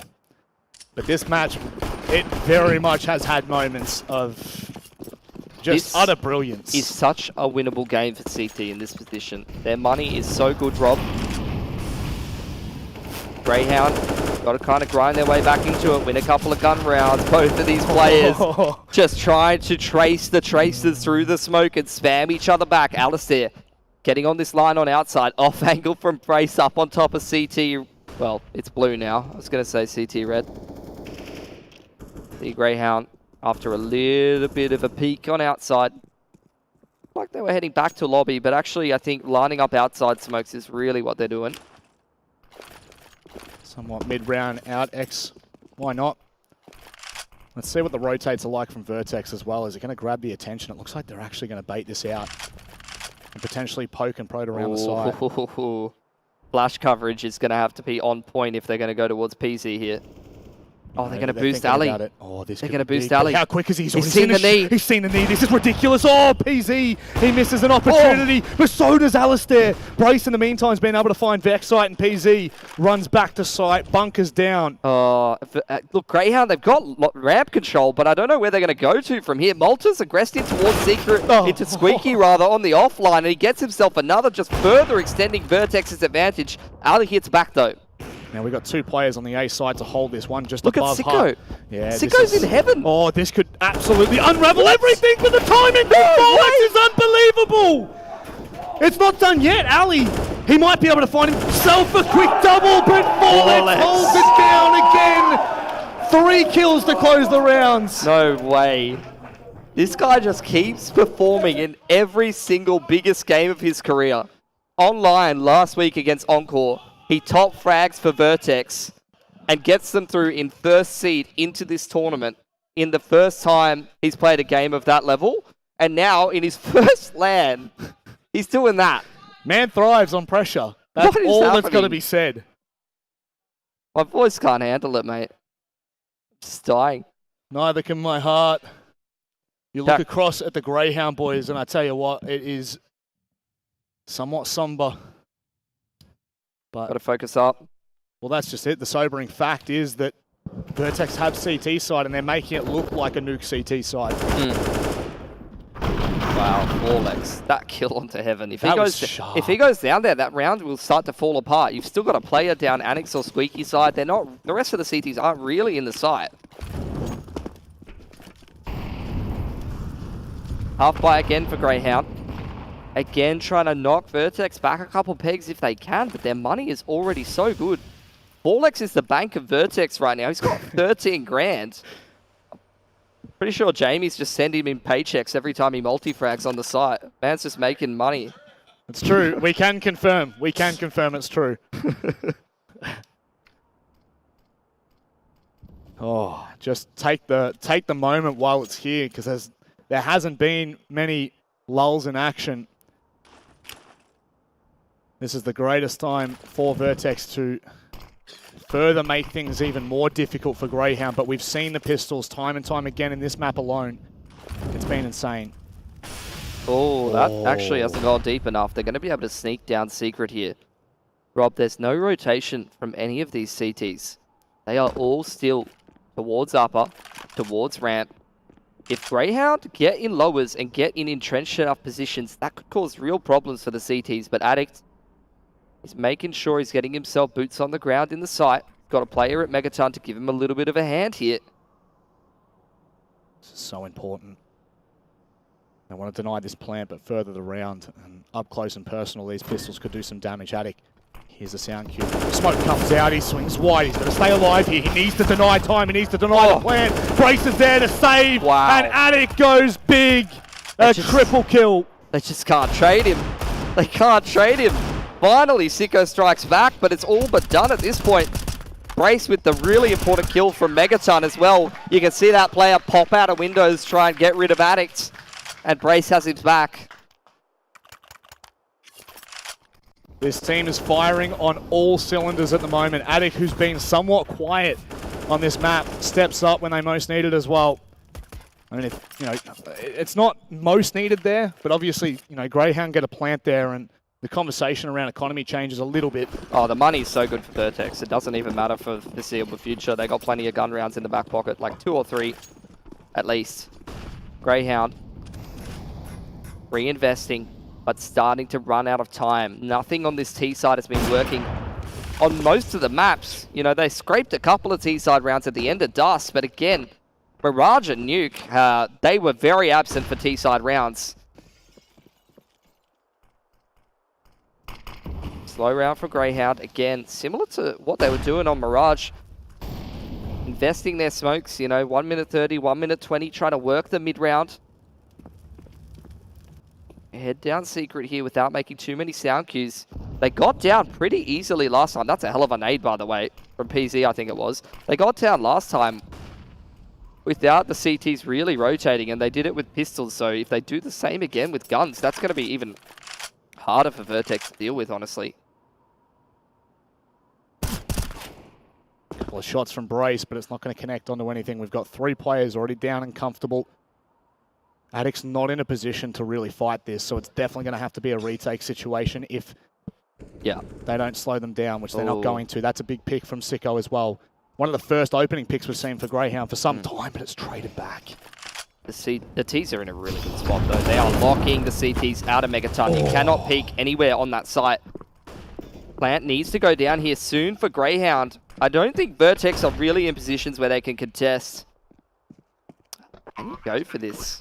They have no util. I don't want to see another, like, you've already heard what I think about these Megaton retakes. This is a great way to throw guns in the bin. Oh, Ali just pulling off the line in a second.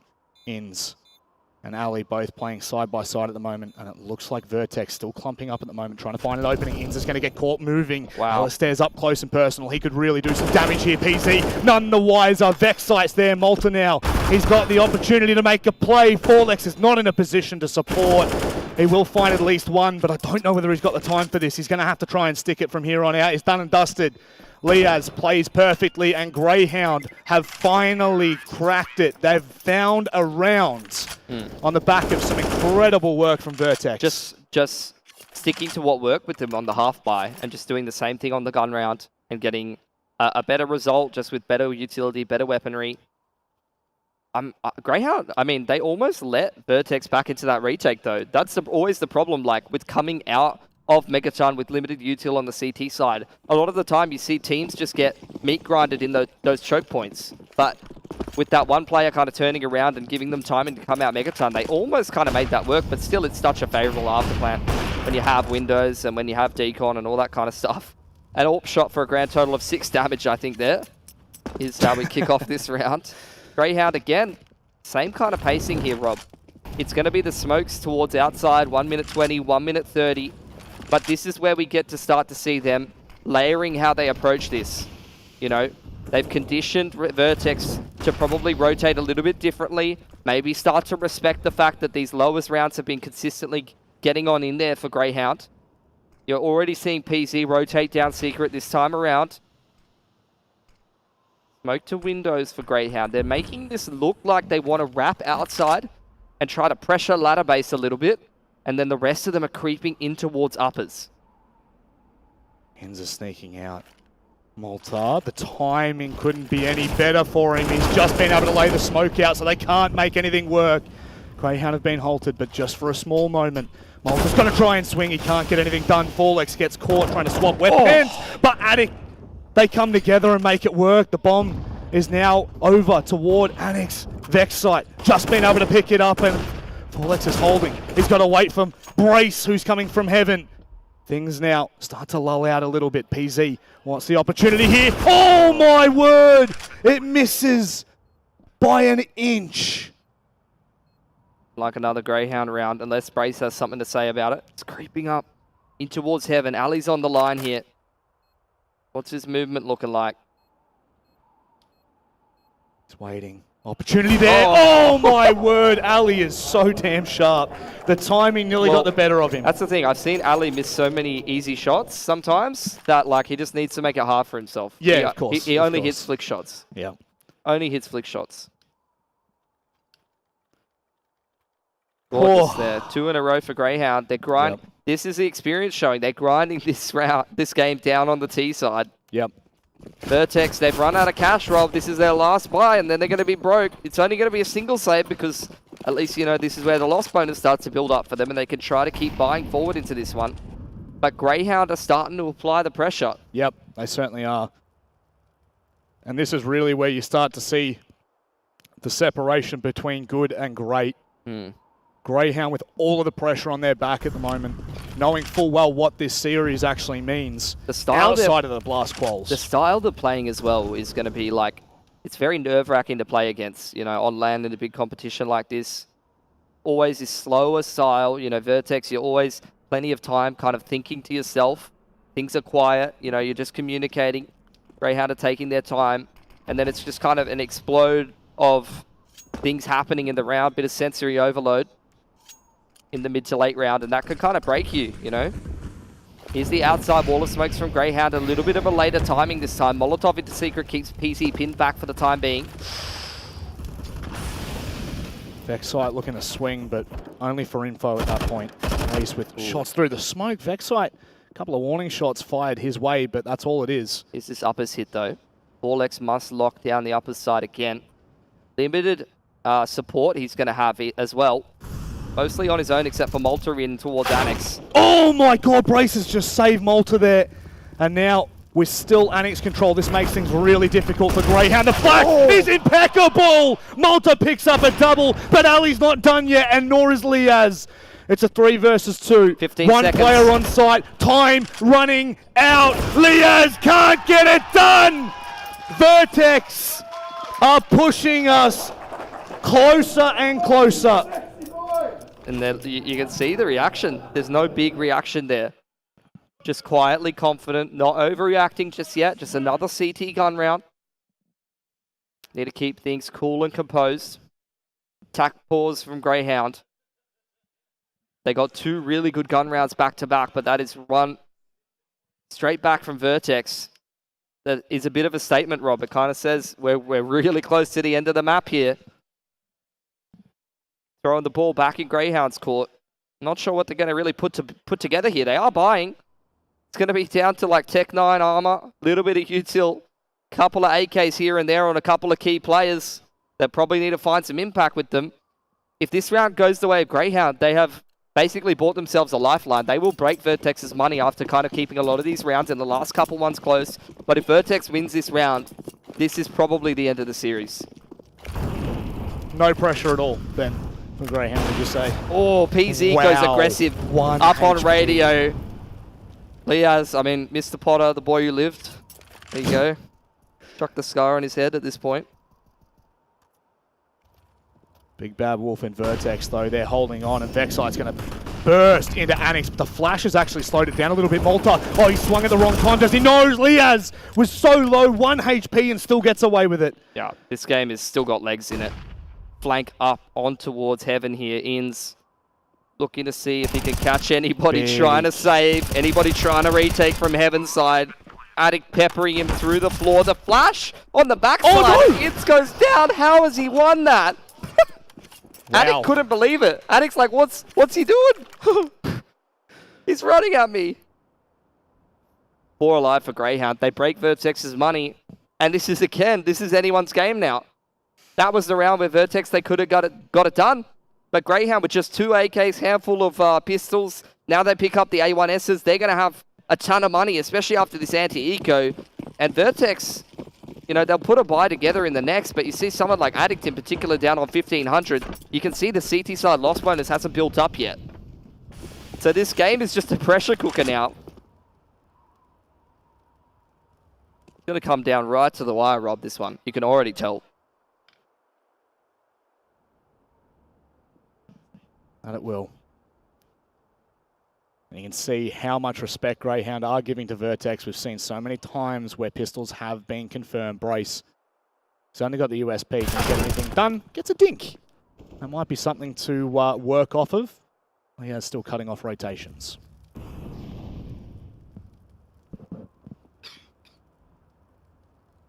Keep an eye on how Grayhound kind of sequences the next couple of T-side rounds. On these gun rounds. They've been very kind of slow paced. Like I said, it's, you know, playing against that kind of style on the CT side, especially in a big game, can be a lot of pressure, can kind of get to you a little bit.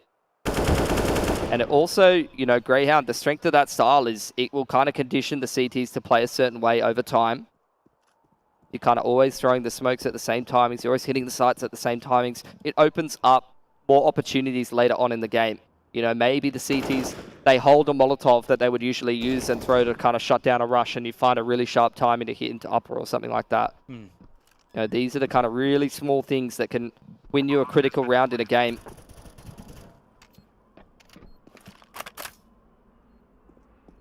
$30 for Malta. He wants to go to Blast. It's insane. He really wants to go to Blast. Insane. This is just such an incredible performance from a veteran of the scene.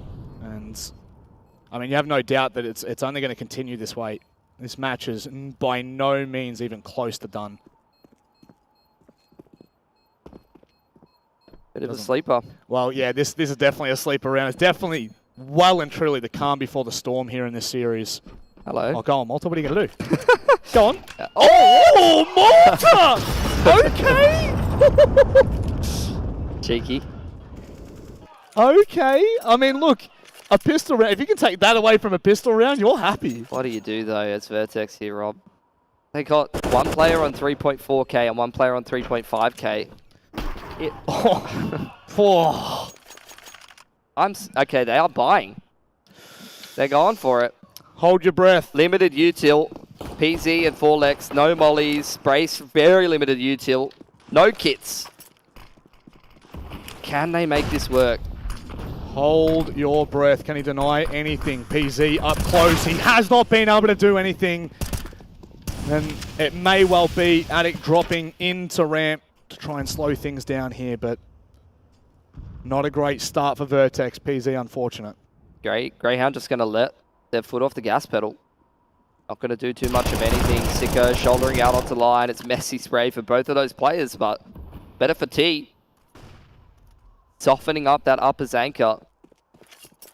Maybe Grayhound could kind of think about going back there later on, but instead they're going to head down in towards lower. Go through secret. And you got a couple of Vertex members down. Nice little crossfire between Brace and Addict in lowers there. Got Malta kind of floating around. He might even be close enough to kind of rotate through Megaton. Low-key, there's like quite a few CTs down here. This could be a nuclear call. No pun intended. Grayhound.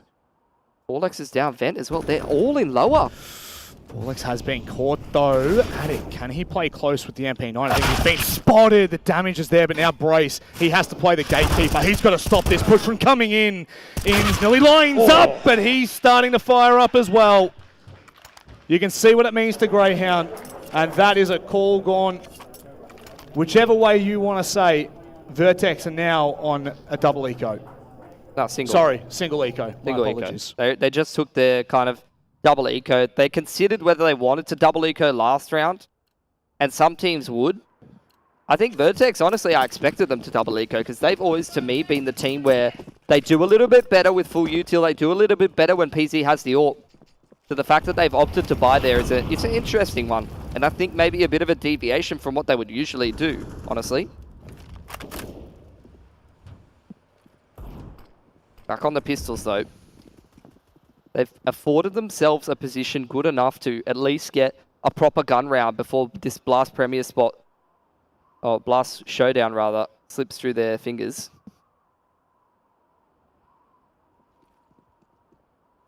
Flashes toward, rather smokes toward Annex. He's still gone undetected at the moment. He might be able to find a freebie here, and I don't think they're any the wiser. Don't mess this up, whatever you do. This is going to be a massive knife kill. An AK to go with it, and Liaz gets swung. PZ is absolutely well and truly happy to take these fights. 4lex, unfortunately, goes down at CT vent, and it's all crumbled for Vertex. Good money for PZ, though, especially towards the tail end of this game. That's really going to help him get an AWP and full util. Maybe even a buy-in towards round number 30 if things don't go well. Or even if they do, Brace with a dig, takes one with him. Going to pick himself up an AK. Grayhound, though, just playing this safely. Brace, even in a position like this, knows an AK can definitely help out. Whether they win or lose the next two rounds, Rob, CT side, you know, if they win with like a 1v1 or a 2vx, that extra rifle, that extra couple of grand can be the difference between, you know, having 4 or 5 guns on CT side and having old mate go down to MP9 or FAMAS. Yep. So it does make a difference. Damage on the T side doesn't really matter at this point. Grayhound have won so many back-to-back. They've already built up their money. Dangerous from Brace, but that is an unbelievable decision to try and fight both players in lobby there. And he'll be able to pick up the orb, maybe. Can he? Oh, no way. Wow. Oh, Brace. I was going to say, those exit kills don't matter. That's just one for the rating books. But actually, picking up an orb there. That's big. 100%. Just PZ's hands as well.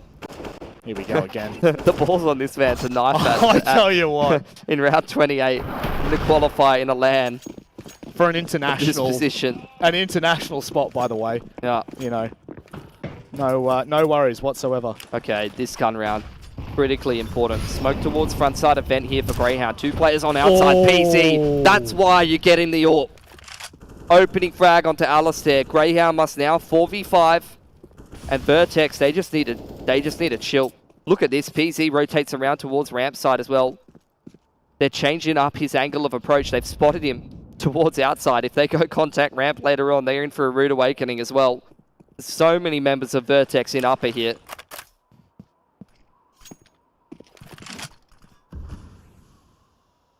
This is a very tense round. So much on the line. Like you said, the money's still there for Grayhound, so it's less of a concern for them. But it doesn't get much closer than this. Vertex are quite literally on the edge of greatness. They have so much util. They're just consistently smoking off door. Forlex still has all his nades. He hasn't touched them. Look at this. Vertex aggressing through outside. Setting up for the late round. Ian's no way that he's ready for this. Oh, no, he's still out of volley again. The timings in this game. Make it stop, Rob. Oh, I can't. It is literally a train wreck. The molly as well to follow. PZ on elbow here. Posted up on the line. You talked about it earlier, Pilly. PZ has to go big. He's already found the first and it slowed things down. PZ waits a moment. But he's just legged in. PZ out of this world. In's now left in a 1v5. And it's not going to happen. Map point, series point, and blast qualifier point for Vertex. It's not done yet though, Rob. It's still plenty of money for Grayhound. They can still reinvest into this one.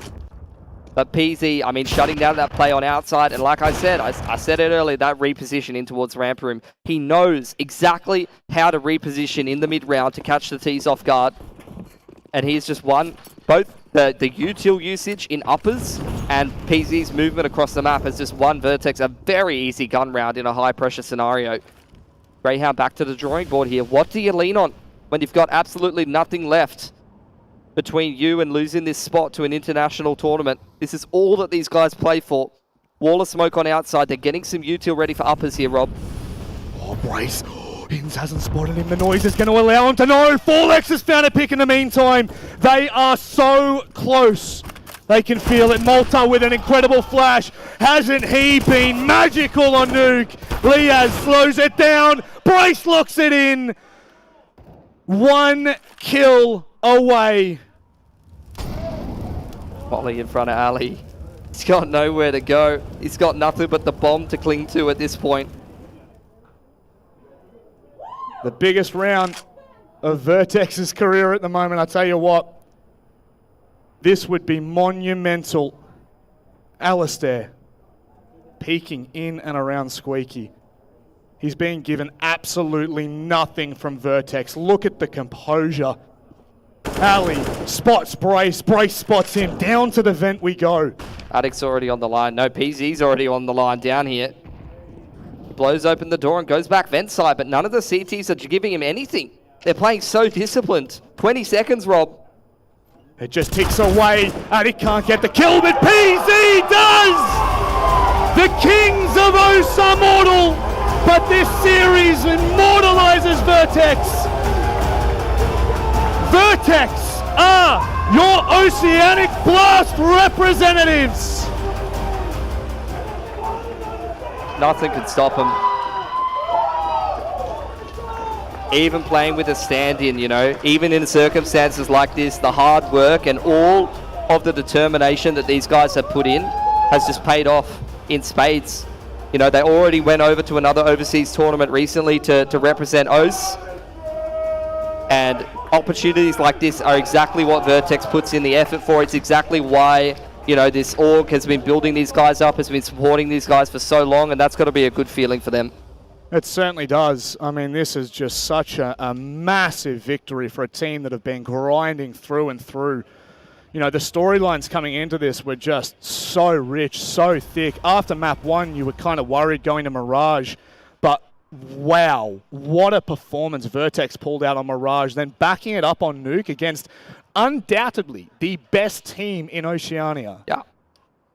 Yeah, I mean, at the end of the day, this is what domestic competition is in Oceania. We have, you know, this team that has time and time again represented our region for a reason. These are undoubtedly the best core of players that we've ever had, and they've been dominant for a very, very long time. And heading into this grand final, you saw the map stats. Yep. Vertex had never beaten them, even when they had actually their full lineup.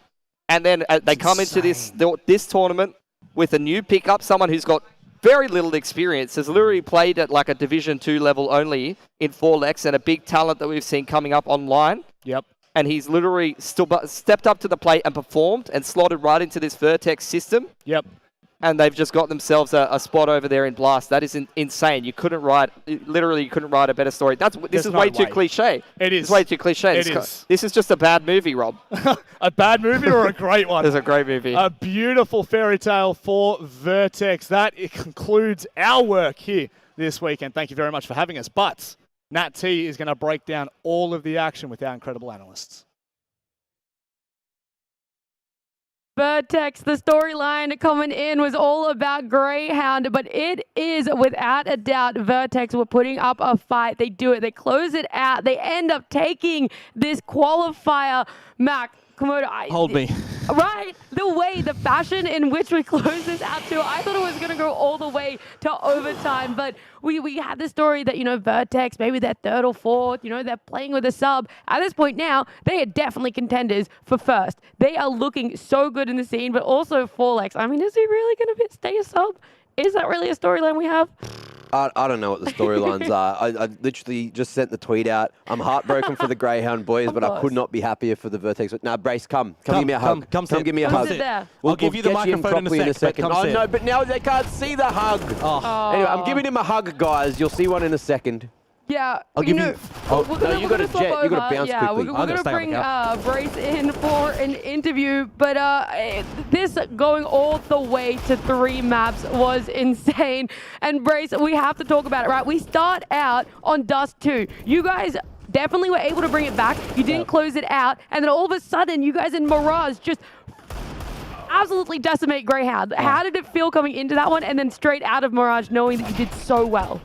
Yeah, honestly, we hadn't really scrimmed that much, so we just picked Dust because we beat Rooster on it pretty well yesterday. All right. And it was like, we're looking for our map history. We're 0-14 in maps against them. Yep. Like the whole time we've been playing. And I was like, oh, our Dust game's been pretty close. Let's make this one respectable. Not pick Vertigo again. Yep. But yeah, Mirage, honestly, our CT sides all day were pretty insane. I think the style we want to play on CT is really good if we have people that are like willing to like buy in and like do the system. And Christian, Jordy, Liam, even Marvin, like playing fucking insane. We'd never played Nuke before that last map. Family show. Really? So we were in like the freeze time. Oh, sorry, in the break between maps, and I was just like running around on Nuke, and I was like, all right, Marvin, this is how you're gonna play like, A on Nuke. And I'm like, all right, just do this molly, like just go Mustang every round, like you'll be fine. Yeah, how was it, you know, in-game leading on Nuke like that, knowing it was so close, knowing that it was coming down to the wire for international spot? Yeah. Honestly, it was more beating Grayhound for us. Like, okay. I haven't even processed that we're going overseas again, to be honest. It was like, when we're coming into this LAN, it just seemed like impossible to beat Grayhound, to be honest. Yeah. And it's just, it's a fucking awesome feeling. Like, finally doing it, like, just beating him once, man. Like, had to do it. It was a bit cursed before. Now, I got one question. Yep. Did you guys take attack balls solely to yell at Grayhound? Yeah. I think we did one in there. We were mainly heckling David, their coach, which is a new strategy we invented. Yep. Okay. Because don't heckle players, might fire them up. Yep. Heckle the coach, get him ahead, make him call some bad rounds. Was that the secret strat you guys were alluding to coming in? Yep. That was Just it. It was all getting down to David's heckling the goat. Yeah, that's the way. Just see your stats. Were you keeping track? No, not at all. Gee, Liam's stats? Wait, no, I don't show on the stats. I was going to say who he thought was the best player on his team. If Yeah, you you didn't had to see give an anything. MVP for your MVP across for the our whole team? series. Honestly, probably Geordie. I feel like Geordie had some insane impact. Facts. And I feel like we just needed the confidence from that Mirage win. And the Mirage win was all Geordie. All Geordie and Christian. Like, I was a con player, so I meant to be shooting him. And I just saw, like, first couple rounds, I was whiffing. And I was like, all right, I'm going to get Christian and Geordie some kills this game. And it worked out pretty well. So, yeah. So do you have anything else you want to ask, Mac? Yeah, so Forlex, bringing him into the roster, I heard you had like a little bit of prac with him, but going into LAN, was he nervous? What did you do to sort of keep him calm? I think the thing with him is we didn't want him to have to play too complicated, Yeah. Because he would have had to learn so much stuff for every map. So we were kind of just trying to get him involved like a lot, like flashing him in, like especially when we played Vertigo. I'm not sure if we played Vertigo at LAN, but it's like a good example. Is like we're always just trying to get him into fights because that's where he excels. To be honest, he's like one of the most like consistent sprayers that I've ever seen. So I think just getting him in fights, making the game like as simple as possible for him. Not just like a dumb player. It's just like he's had no time to adapt or learn anything. So it was that was the thing for him. His job was just shoot, and it's pretty easy to be calm if your job is like make like minimal decisions and just shooting it. But he did insanely well. Yeah, did an amazing job. Anything from you, Dion? You want to ask a question quickly?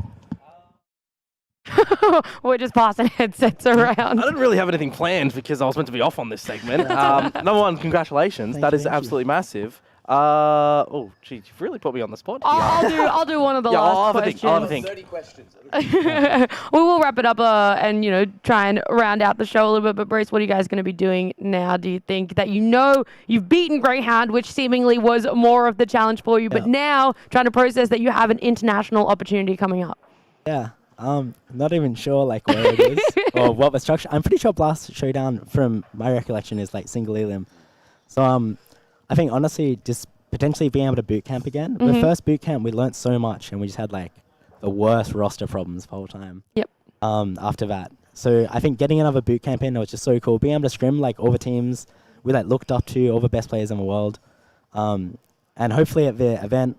We haven't lost a lot with Marvin yet, so we'll keep that one going. Yeah, it might be keeping in the sight. But also, any words for your Vertex fans out there? Because you had a lot up in the Alienware arena today. So anyone watching, that's a fan for you guys. We have some crazy fans sometimes. We're just like so loud. I swear, like when we're playing Imperial as well, I just everyone on the team just think it's like so cool. Like when we're playing and we can hear the cheers when we're getting closer, and even when we're down, it's just like someone just shouting like, "Come on, Vertex!" And it's just like it's so unreasonable. So I think, just like thank you to like all the people coming out to our org, JDU.